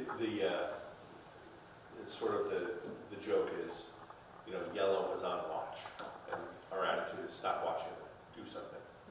And that's the difference. So I think that multiple measures example is just that. It's not just one data point. It's looking at the whole child, understanding, and even going into like how much clout we give certain assessments based on what's going on with that kid when they took that assessment. They had a bad day, or they had a family tragedy, or things like that. How much weight do we actually give these things for individual kids? The social emotional aspect is not measured in this tool, but we do have that conversation across the board when we're looking at, what's going on with the student, that holistic lens. That was a point I was going to bring up, was not maybe a little bit on the opposite side of social emotional is this is stressful, it's stressing me out to hear this. And we can't forget that there's kids behind this. Exactly. And absolutely, not doing well and knowing that you're struggling causes anxiety, but the kids feel the pressure of all this too, of performing, and that they're getting extra services and not having recess as much as, other kids do, and please don't take this as a criticism one bit, my kids' education they received at Skinny Atlas has been out of this world. I don't care how we compare it to FM, to be honest with you. But some of this comes at a cost, and I say this probably more at the high school level. It is stressful. So yes, our AP numbers are great and our honor numbers are great, but it comes at a cost to kids, and we can't forget that. Carrie, I was at a NISBA convention in New York City a couple of years ago, and one of the superintendents that was represented on that list of highly performing schools was there, and he started his presentation talking about their academic prowess, and then he had charts talking about the number of children in his community that were on anxiety and depressive medicine and things like that. So, that is a really fine line to walk, especially. And that's why I hesitate to say it, because absolutely we want these services for young kids. Yeah. And if they're struggling, absolutely they need it.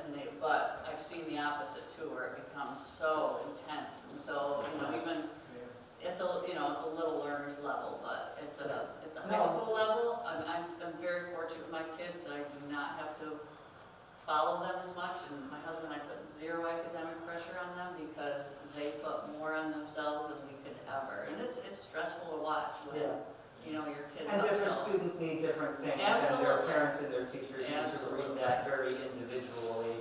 What's going to help improve one student's situation, overall situation, is not the same. And that's the hard part about schools, is differentiation. Yeah. I mean, you have, everybody's Very- just I think you're different, advocating for balance and nuance, and I Right. couldn't agree more, and I want to assure you that we don't take away I know. recess, no matter how old they are, in order to offer math or ELA I'll support. speak with my parent hat on for a Yeah. second.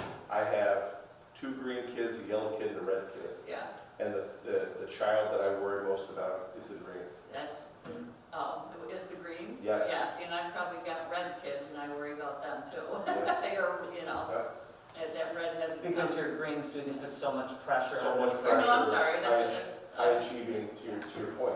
I'm sorry, I meant green, yes, Yeah. I totally agree with you. Yeah. So can I ask a question? This is very informative and this is great, that the district goes up to 12th grade. And I know it's a different set of assessments and we're not sitting with individual students like we are at the kindergarten level and kind of evaluating at a one-on-one basis in the same manner. But I guess it's more of a comment than a question. For another meeting, for another day, it would be great to see the K through 12 trend and follow certain groups of students. And So I'm about to get to the high school data. We just had a couple of questions before sorry, we got there. okay, sorry. I skipped ahead. I did see the AP thing, but I guess my question too would be the support. And again, for probably a different conversation, but kids don't stop needing support just because they got to high school. So if you, and I would imagine, and my children are just on the cusp of that, but the workload in high school, the content level of reading, whether it's in your world history class or your biology class, is very intense. So if you were a struggling reader in 6th, 7th, and 8th grade, you get to high school and now every class, including your math class, instead of these complicated word problems, you're going to be set up for a very challenging and I don't want to say set up for failure, but success is going to be a lot harder to come by. And so I would love to hear at another meeting what we're doing to support those students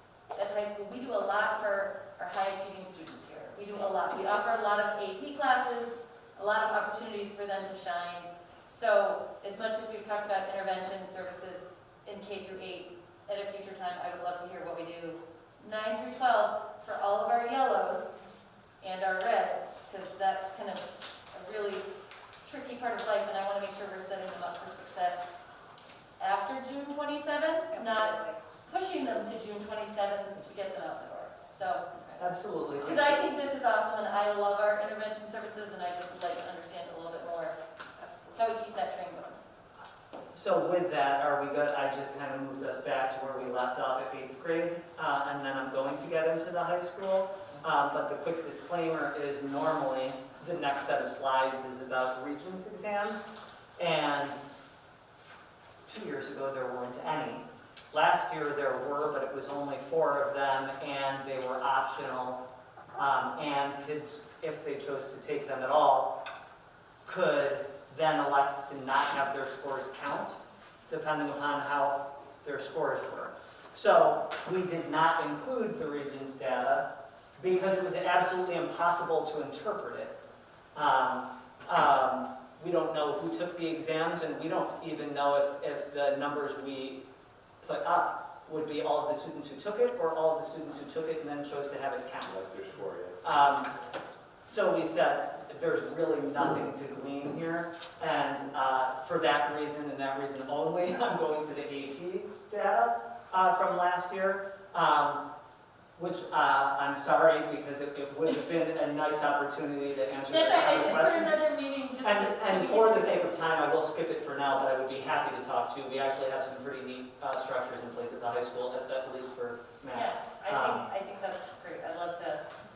All right, so skipping to the AP data here, I'm immediately drawing your attention to that one line, but I'm going to talk about the others first because they feed into that one line.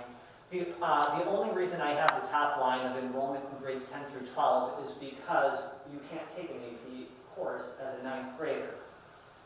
So in order to figure out the percent of students who are in at least one AP class, I needed to know how many kids are taking an AP class and how many could. I couldn't divide by the total number of kids in the high school. I needed to divide the number of kids taking a class by the number of kids in grades 10 through 12 who could be in any AP class. So when we do that, you'll see that this past year was actually tied for our highest percent of students taking an AP class since I started collecting this data, since I started doing these presentations for you all. We've hung with this roughly 50%.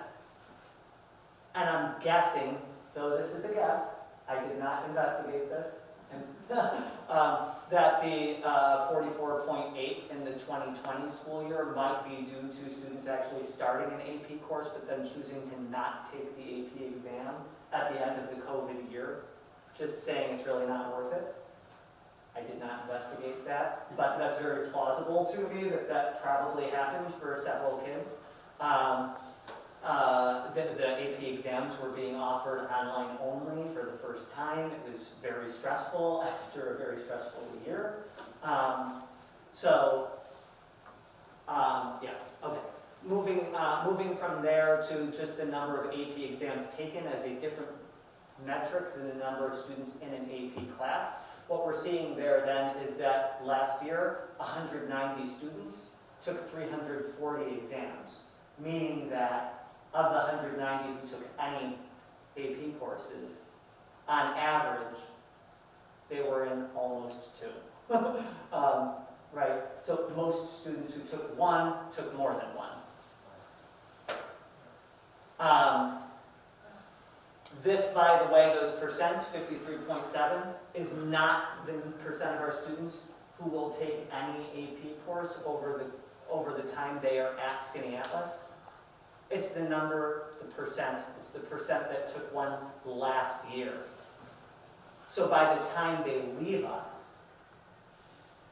it might well be over 60 or 70%, I don't know, who have taken an AP course. They could have taken one as a sophomore and never taken another one. Or they didn't take any until their senior year, so they're only appearing in 1 year's worth of data out there.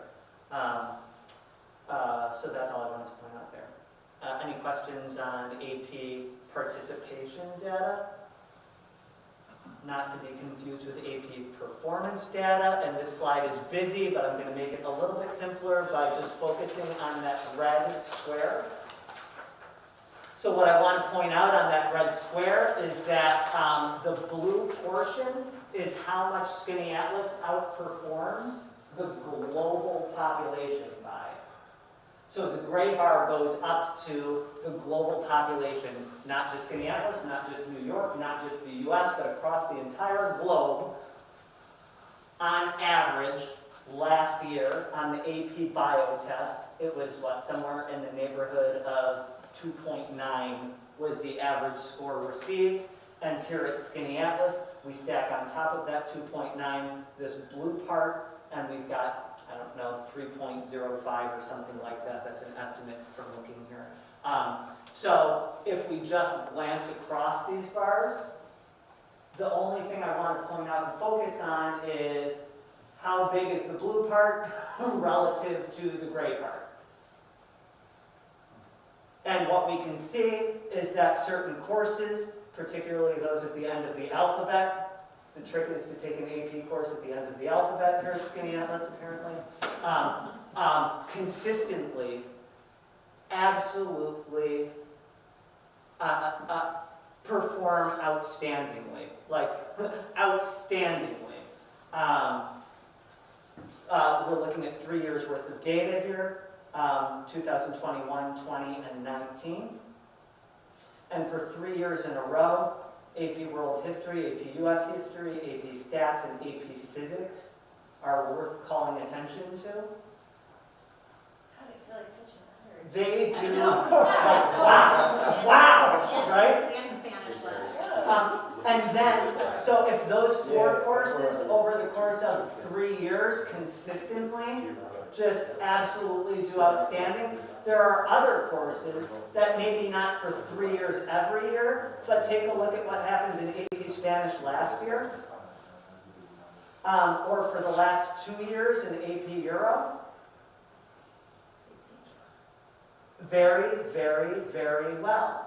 And that is not to take anything away from all of these other courses, because let's be honest here, if you're taking an AP course, you're an academically competitive student. AP students are smart and competitive no matter what school district they go to. This is an elite group of students taking these tests at every school. And most of these kids are taking multiple of these tests, so it's not like they just had a singular focus. At least here at Skinny Atlas, we just saw, if you take one, you probably take almost two on average, right? You probably take more than one. So yes, 100%. And we outperform globally across the board, regardless of the course. Except this one spot that's really, I want to draw attention to it because if I don't, misinterpretation could occur. And this is the teaser. I'll have to buy Gary his beer later for giving me the nice set for this one.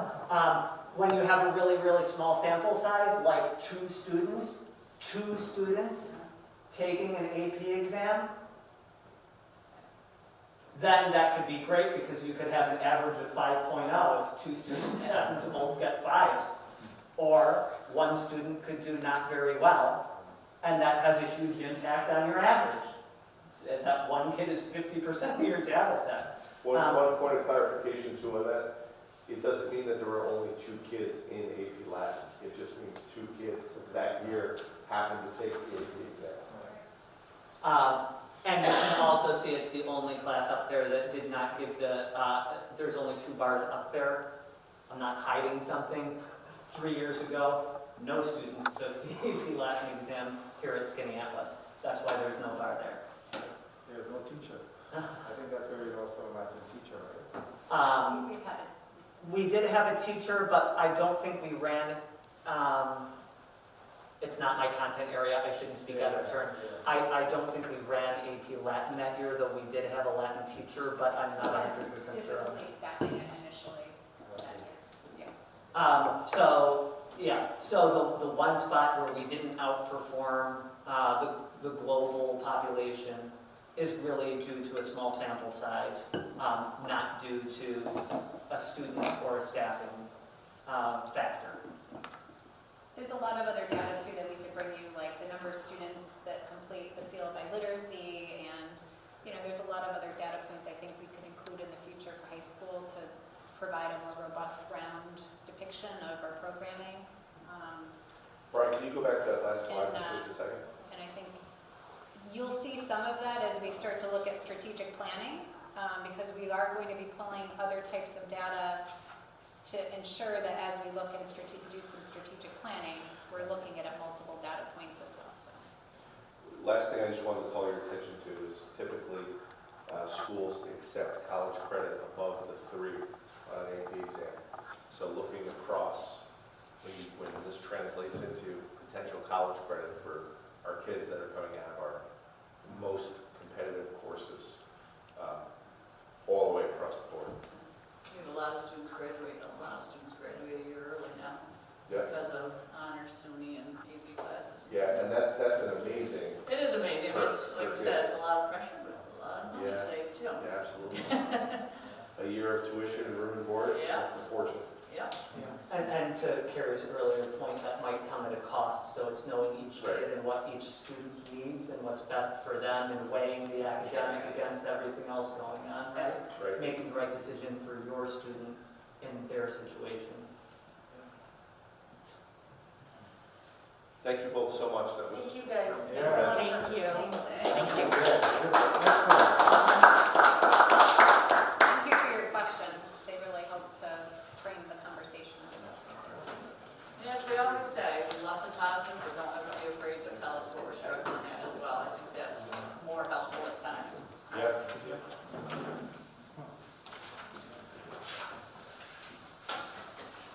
Hard act to follow, Connor. Yeah. So let's put the meeting along with the report to the school business. I was going to say, hopefully they're not going to sign you out. Maybe she's doing it right now. So she comes back next time. Yes, absolutely. This is like binding, legally binding. So just a few updates for me. So just a quick construction update. As we go through meetings, you'll see less and less updates because things are getting completed in this, and we'll start talking about the new project. So I'm just going to talk about some big ticket items that you guys probably all want to hear about. The gym. Earlier today I went through and took some pictures and posted them to board docs so you can see them in my report. They just did the first ceiling of the wood floor, so that's looking great. We'll do another ceiling tomorrow after they do a light sanding, and then we'll start actually stenciling on Thursday to start painting. So that's going very fast. They projected almost 3 weeks, 3 to 4 weeks for installation.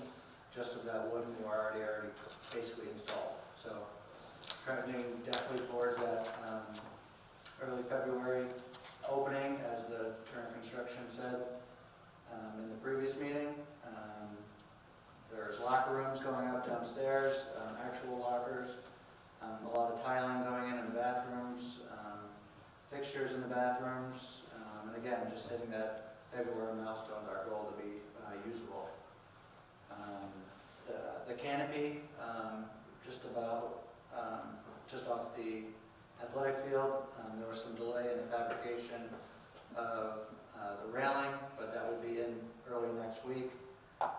Once that's installed, we can open it back up. Just from a safety standpoint, we have to keep that closed since there's no railing. So after that gets installed, we can start opening that back up, get the temp wall out of our gym, and traffic flow will be a lot better after that. So it's targeted for late next week. Scoreboards, new scoreboards are being installed on our athletic fields, a total of 4.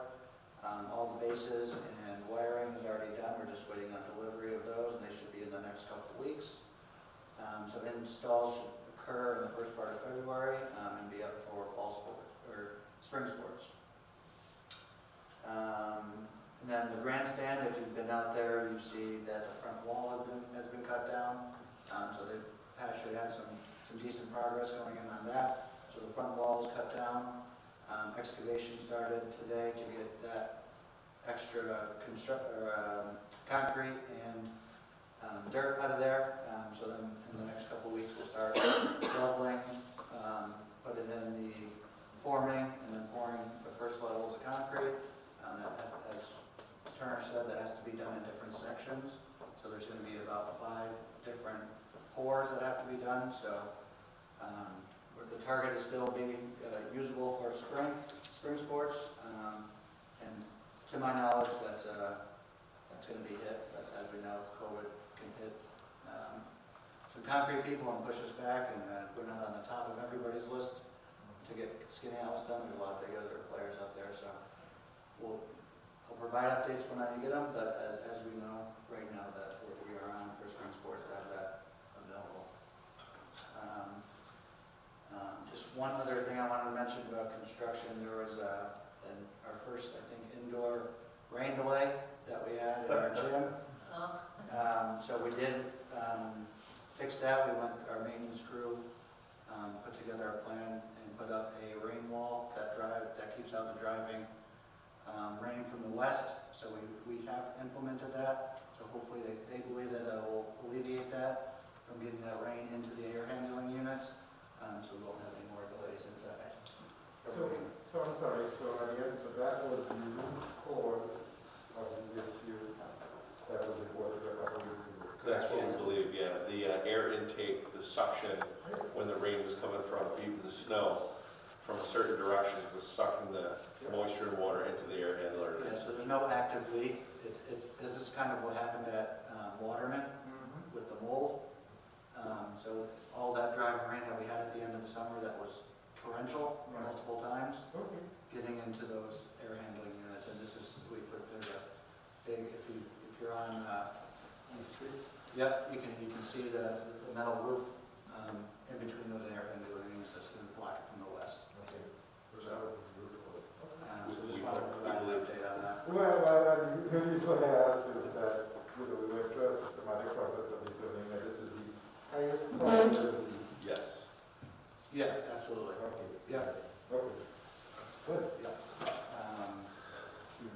So, any questions on construction? If anybody had any questions besides those items? Compensation unit, underneath it all. Okay. Just a quick budget update. The intent was to have administrative and capital parts of the budget. But a couple of the big ticket items that we're waiting for is facilities audit findings. We have a meeting on Friday to get those recommendations, and depending on if we're understaffed, underpaid, XXX and XXYZ could have an effect on budget. So we're going to take those recommendations, bring them to ABF, bring them to the board, how that will impact budgeting, whether it's, like I said, increased hourly wage, we need 3 more people, or we need to better function better. So we'll get a lot of answers from that report come Friday, and like I said, we'll share information as soon as we have that. Any questions on budget? Okay, and then one last thing was just an update on the community group. So it's been a while. I'll continue to talk about it. It's been a while since I've gotten any updates that people have signed up. Of those people that have signed up, I think over 90% are already signed up as a parent. So it's not many community people signing up. So whatever we can do to get that word out to community people that don't have people in the district to sign up. What we're going to do is do a monthly newsletter kind of thing that highlights very briefly different departments, different buildings. So it could be athletics, high school, middle school, State Street Waterman, budget, capital project, just a different brief update just to keep people in the loop. And then if they have questions, they can continue to reach out. So we're going to start that hopefully at the end of the month. And then every month going forward, we'll have a quick blast that goes out. But it only reaches as far as the people that sign up. So we have signage up and around our buildings that you have the QR code. You can go right up to the sign and sign up. But again, not many community people that don't have people in the district are coming in. But it could be for sporting events or something like that. So. Tanner, can we reach out to our first person in the comment tonight with the Legion connection, see if we can reach out to them to get into the American Legion, both here in Skinny House and Skinny House Falls? Sure. That might be a group that would be advantageous to get it into. Thanks, Dan. And that was all I had. So if anybody has any questions. Any questions for Connor? Not for Connor, but I guess as you talk about the communication piece, I guess as a group, right? What vehicle do we have to respond to some concerns? Like once upon a time, I think several years ago, pre-COVID, when life was different, we used to have these town halls or listening sessions or blah, blah, blah, where you could actually have more interaction. I understand, our public session is not interactive, but I guess what kind of try out a group, how do we truly get some feedback going in a meaningful way? Because there are a lot of valid questions and concerns, and as part of the whole communication thing.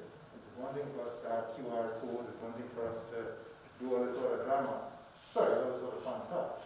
But we need to have a forum, we need to have some people where we could truly provide feedback, response, listen, and Well, and I think it's important too to be careful on who's hosting the forum, because we're not really in a position to answer almost any, no questions, hardly any questions, right? Just based on our role in providing accurate, but maybe some more superintendent coffee talk, community type. Last year, Connor and I did a number of those that we held here. We'd have small contingents of people. The issue that persists is getting the people that are not directly connected to the school community to be aware enough of these things to come out. So I guess my pushback to that would be stop asking them to come here and we have to go to them. So we have a Rotary, though there's a group that meets it, well, they use pre-COVID, a Tuesday morning Rotary. Yep, I participated with Rotary So maybe we can resurrect some of those community connections and go to them instead of asking them. Yeah, last year, things were very shut down around this time, so we did it here in a controlled environment. But this year, I think, with things open back up in masks, Connor and I can go out and do the traveling roadshow a little bit better. Yeah, I just think that it can't be one wrong. Like I see what they're saying and then disappear. Yeah. Somebody need to figure out how to do Conversation. and not violate the governance that the board has to live under as a body politic. And I think if we do that, it will help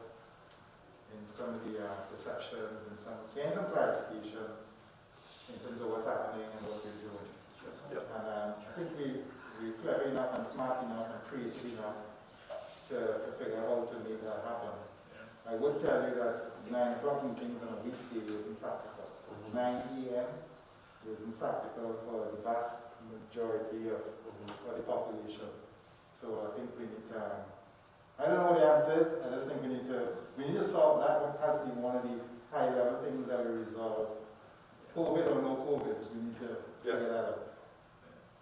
And whilst Eric, you might be the people because of how the board operates, I think it's all our responsibility to weigh in and try to figure out how, what are the options, what are the ideas, how to make it happen. Yeah, any way to get our message out to as many people, the right people, in venues that are convenient for them, we're happy to go and do that.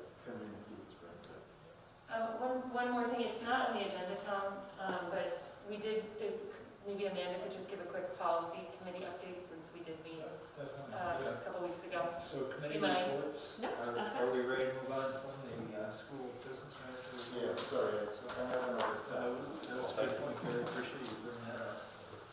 Communication, getting the word out about the excellent things happening in the school system, and also being able to hear people's concerns. Too. It's a two-way street. So, yeah, we'll move on to committee reports, and there's a motion from a board member to insert a policy committee report. So, Amanda, if you would provide us the policy committee report, that'd be great. Absolutely, yeah. So the policy committee met for our initial meeting on December 7th and, discussed some potential policy changes in tightening up. One that we are looking at very closely is updating the campus policy on drugs and tobacco, especially in light of the new legal parameters regarding marijuana. And then we're also discussing policies regarding community service and sports club participation at the middle school level. Everything is still in the very early stages, but we do hope to have a first reading ready for our February 1st meeting regarding the drugs and tobacco policy on campus. That's kind of the quick update. Thanks, Amanda. Thanks, man. Any questions for Amanda on policy? And we'll move on to a committee report from the ABF committee. If that was for an update there. Yeah, we didn't have a meeting last time, it was more just an update, so I just wanted to again, the topics that were talked about, I talked about already in my, was facilities audit, the budget, capital project, and the community group. So just if the other members had anything to add that we talked about that they wanted to share, they're more than willing, but not too much to share there. Thanks, John. All right, good. We appreciate that update.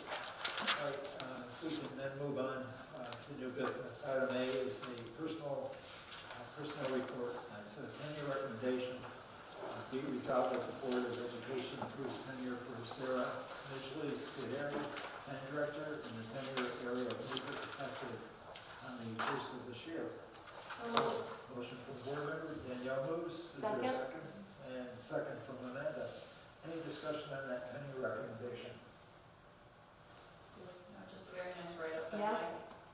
Glowing. Sounds like a great fit for our Laker community. Sure does. Absolutely, we're pleased to have this commitment to her as a community. Yeah, definitely. Okay, well then, if there's no further discussion, then all in favor of granting Sarah tenure, please say aye. Aye. Any opposed? Okay, so we grant that with congratulations to Sarah. Okay, I'd like to ask the board to group items B, C, and D together into a single motion. This would include approval of the resignation of Maria Murphy from food service and approval of a leave of absence extension for Gisela Hendricks. It also encompasses substitute appointments, including Farron Bennett as substitute nurse, and also substitute teacher, teacher assistant, and tutor, and Grace Murphy, substitute teacher, teacher assistant, an aide option, and tutor options, and also the extension of appointment of Ela Curriculum as long-term substitute teacher. And then D are temporary appointments, including boys varsity soccer head coach, varsity football head coach. Also, the temporary appointment of Mary DeSantis as instructional specialist at halftime. And Jane DeLuca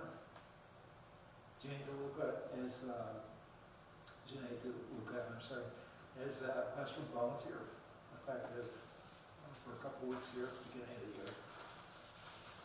The specific coaches involved are Mr. O'Connor for soccer and football. Jay Steinhorst. Jay Steinhorst for football. So moved. Second? It's been moved and seconded. Any discussion? Eric, if you could just comment on why we're doing a temporary, just those appointments are a little out of line with what we typically do. Why it's a temporary appointment? All coaching appointments are temporary appointments, appointments are for the season. They're, the length of the appointment is the length of the sports season. So we did it this way to make that abundantly clear. But we're also doing it to give them the opportunity, because they're Oh, as far as why now? coaching things. Yes, why now? Yes, so we have two highly competitive programs, and the success that our athletes enjoy in these programs is the result of a year-long process, not just their season. So this allows the head coaches of those two programs to direct some of the off-season conditioning, use of facilities that are required, things like that, so that those programs can remain as competitive as they have been. And to appoint their staff, like Pete Correct. was assistant coach, John Dower's leaving, John Correct. Ross is leaving, so Pete has no assistants, and football coach would appoint his own Correct. staff, so that will give This them is, the opportunity to do that. to build out a program that is highly competitive. Right. Thank you. Make it as seamless as possible for our kids. But any staff that they appoint still has to meet all the staffing requirements of Every- those Every coaching requirements and Correct. certifications and whatnot. every single one, Okay, without exception. thank you. So further discussion on this motion? Another thing I would point out is we're talking in terms of the provisioning of those sports. At the same time, the school also strongly encourages students to participate in a variety of sports and for sports programs to cooperate with each other too. Absolutely. So it's all about what works the best for a student. Does the student choose to specialize, or does the student choose to diversify broadly? Absolutely. A variety of activities. We talk a lot about sports, but music programs, we just granted tenure to a musician in the school, and there are many other activities. So And, strongly encourage people to pursue the directions that are right for the students here. Absolutely. The number of our kids that are involved in athletics and extracurriculars is amazing. Very true. Okay, further discussion on this motion? Okay, then all in favor of granting motions B, C, and D, please say aye. Any opposed? Okay, so we do approve those appointments, resignation leave, and temporary assignments. Okay, next I'd like to ask for a motion to group items E, F, G, and H together. Item E is the varsity baseball team trip. This is the spring trip for the varsity baseball team. Done in past years. I don't know if it was done last year during the time of COVID, but done many years in the past. Contract adjustment for Ashley McGraw, and this covers the foundation work that relates to grandstand, I believe. And it's a construction change order for project 2021. And that's electric work related to the main service truck to the high school, middle school. And lastly, item H is a disposal request for books that are no longer needed in the library to serve their useful lifetime to the school system.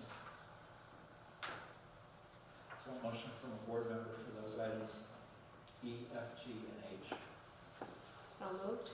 Second. Okay, it's been moved by Amanda and seconded by Danielle. Any discussion on the items E, F, G, or H? This time with the baseball trip, given our present COVID parameters. I mean, I'm glad they had the opportunity, I just want them to get financially caught in a situation if something goes awry, that they can't travel, that they lose money for those families to their, and really, it's families are paying for their travel to get there. So I don't know if there's a parameter for that, if it does get canceled or not.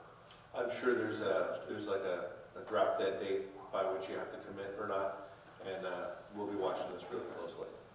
Good point, Jen. My only other question on the baseball trip is, I assume that it's taken care of, but I just want to make sure if there is a student that cannot go for a financial reason, that we are somehow able to help take care of that so that no one is excluded. I know it says family transportation, whatever, but if there is a student that is struggling with the registration fee or whatever, I'm not sure how the baseball group has worked it out, but can we just make sure that everybody's covered in some fashion? I know these type of considerations are taken into account. Okay. All. That's my only concern is that I want to make sure that no one's left out for a financial reason. Thanks for saying that. And one step further, I believe it was an issue a couple of years ago. Some kids were staying in very nice beach houses, some were in a hotel, and it's meant to be a team bonding, you know. And I know the following year was approved, and I believe it got nixed because of COVID, but the plan was for everybody to stay together. So you don't have to answer that tonight, but just if that can be something that's addressed, that, you know, there's a little bit of a division, and the whole intent and the whole fun of it is a team bonding thing, so. Yeah, I know some of the parents make it into a family vacation as well, you know, so I'll get you some details. You don't even have to get back to me, it's just a. Okay. Any further discussion? And then all in favor of approving motions E, F, G, and H, please say aye. Aye. Any opposed? So those motions do carry. This brings us to a request for a motion from a board member for our approval of the financial reports for tonight. These reports cover the month of November. I'll make that motion. Second? Okay, it's been moved by Tom, seconded by Carrie. Any discussion on the financial reports? Anything out before? Come on, yeah, I was gonna say. Mike Tell will never leave. Never here. die. Yes, yes, yes. Let that rest. No, nothing out of the ordinary. Any further discussion on this? Okay, then all in favor of approving these reports from the please say aye. Aye. Any opposed? Okay, so that motion does carry. Final item of new business before us tonight is a request for approval of 4 committee preschool special ed reports and 10 committee on special education reports. So moved. Second? Okay, it's been moved by Danielle, seconded by Amanda. Any discussion, questions on those reports? Okay, then all in favor of approving those 14 reports, please say aye. Aye. Any opposed? Okay, motion does carry. This brings us to our closing items for today.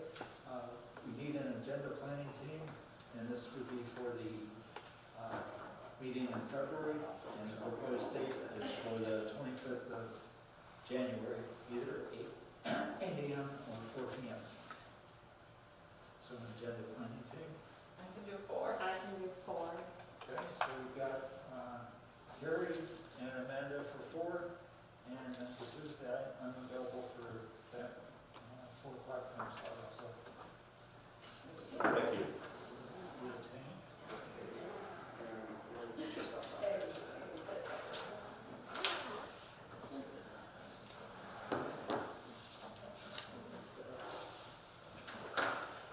And I'll throw out an email to the policy committee, but we also need to set up a committee date.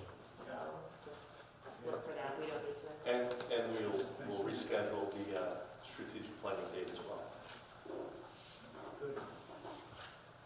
And Eric, you're gonna get back to us all with a date for a possible special meeting to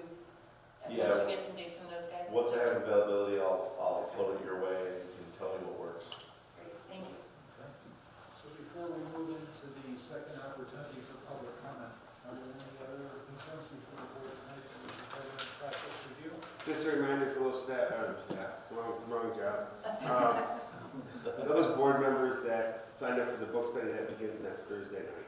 Thank you, Dan, appreciate that. Can you give me the cliff notes on the book study program that I signed myself up for? What did I sign myself up for? So it, you don't have the book. Do we, yeah, I was gonna say, do we need the books for the first one? or- Right. The books are not in yet? Okay. You did? Well, yeah, you gave No, I gave it to you, yeah. 6 months ago. I had the extra, yeah. I have another copy. It was purely by chance. I'm sorry, how many board members are doing it? 1, 2, 3, 4, 5? Okay, I could lend my book out for a while too. yeah, I'm happy to lend mine. How long is the book? I don't want to put Rebecca in a tight spot, but, I mean, she didn't have the opportunity to really weigh in and potentially participate. Very true. The link, you want to share the link? Yeah. Well, the link isn't for the book, though. You know, It is an audiobook. Isn't it an audiobook? Yeah, You can look out to it. I can try. I see George run by my house every day. Maybe it's his voice in there. Anything that can be shared would be great. I would like to participate to the extent that I can. All right, I will try to, I know we ordered those books. I don't know Took a when, while. I don't know if they're in or not, Okay. but I will find 5 books. Yeah. No problem. Very good. And this is classes being offered by NYSBA or? This is George Stewart Harris of Syracuse University in partnership with NYSBA. Okay, just for the record, we're taking a homework class that we all signed up for. Yes. And So it's, that people don't think we're talking in code groups. so the entire administrative team has done this over the last several months, along with, I think, 270 of our school administrator colleagues across upstate New York, which is awesome. And now NYSBA partnered with Syracuse University to offer it to board members as well because of your integral role in setting policy for how some of this is going to appear in school districts. And the subject matter is? It is leadership for increasingly diverse schools, and it is very much helping understand how basically inequities in public education. Thank you. Yeah. If anybody gets quarantined, I would expect them to read the book And and then let us just all type type out out. It's not a thin book. I wish I could tell you otherwise, but it's easy to read, it goes quick, but it's substantial. And I will find 5 copies tomorrow. Yeah. So any further items for the board under process review? Anything else going on? Okay, very good. And that moves us to the second opportunity for public comment. You folks, well deserved an opportunity to speak again to the board or speak for the first time to the board, having lasted the entire meeting. So if there's anyone that would like to speak to the board at this time, this is a great opportunity. You get extra credit. I don't know what teachers say to here, but I'm going to email them tomorrow and let them know that you stayed the whole time and this was the long one. Bonus points. Yes. All right. Well then, folks, thank you for attending tonight, and really appreciate your participation and your observation and your support for the school district. So if there's no further business before the board tonight, I'd entertain a motion to adjourn. So moved.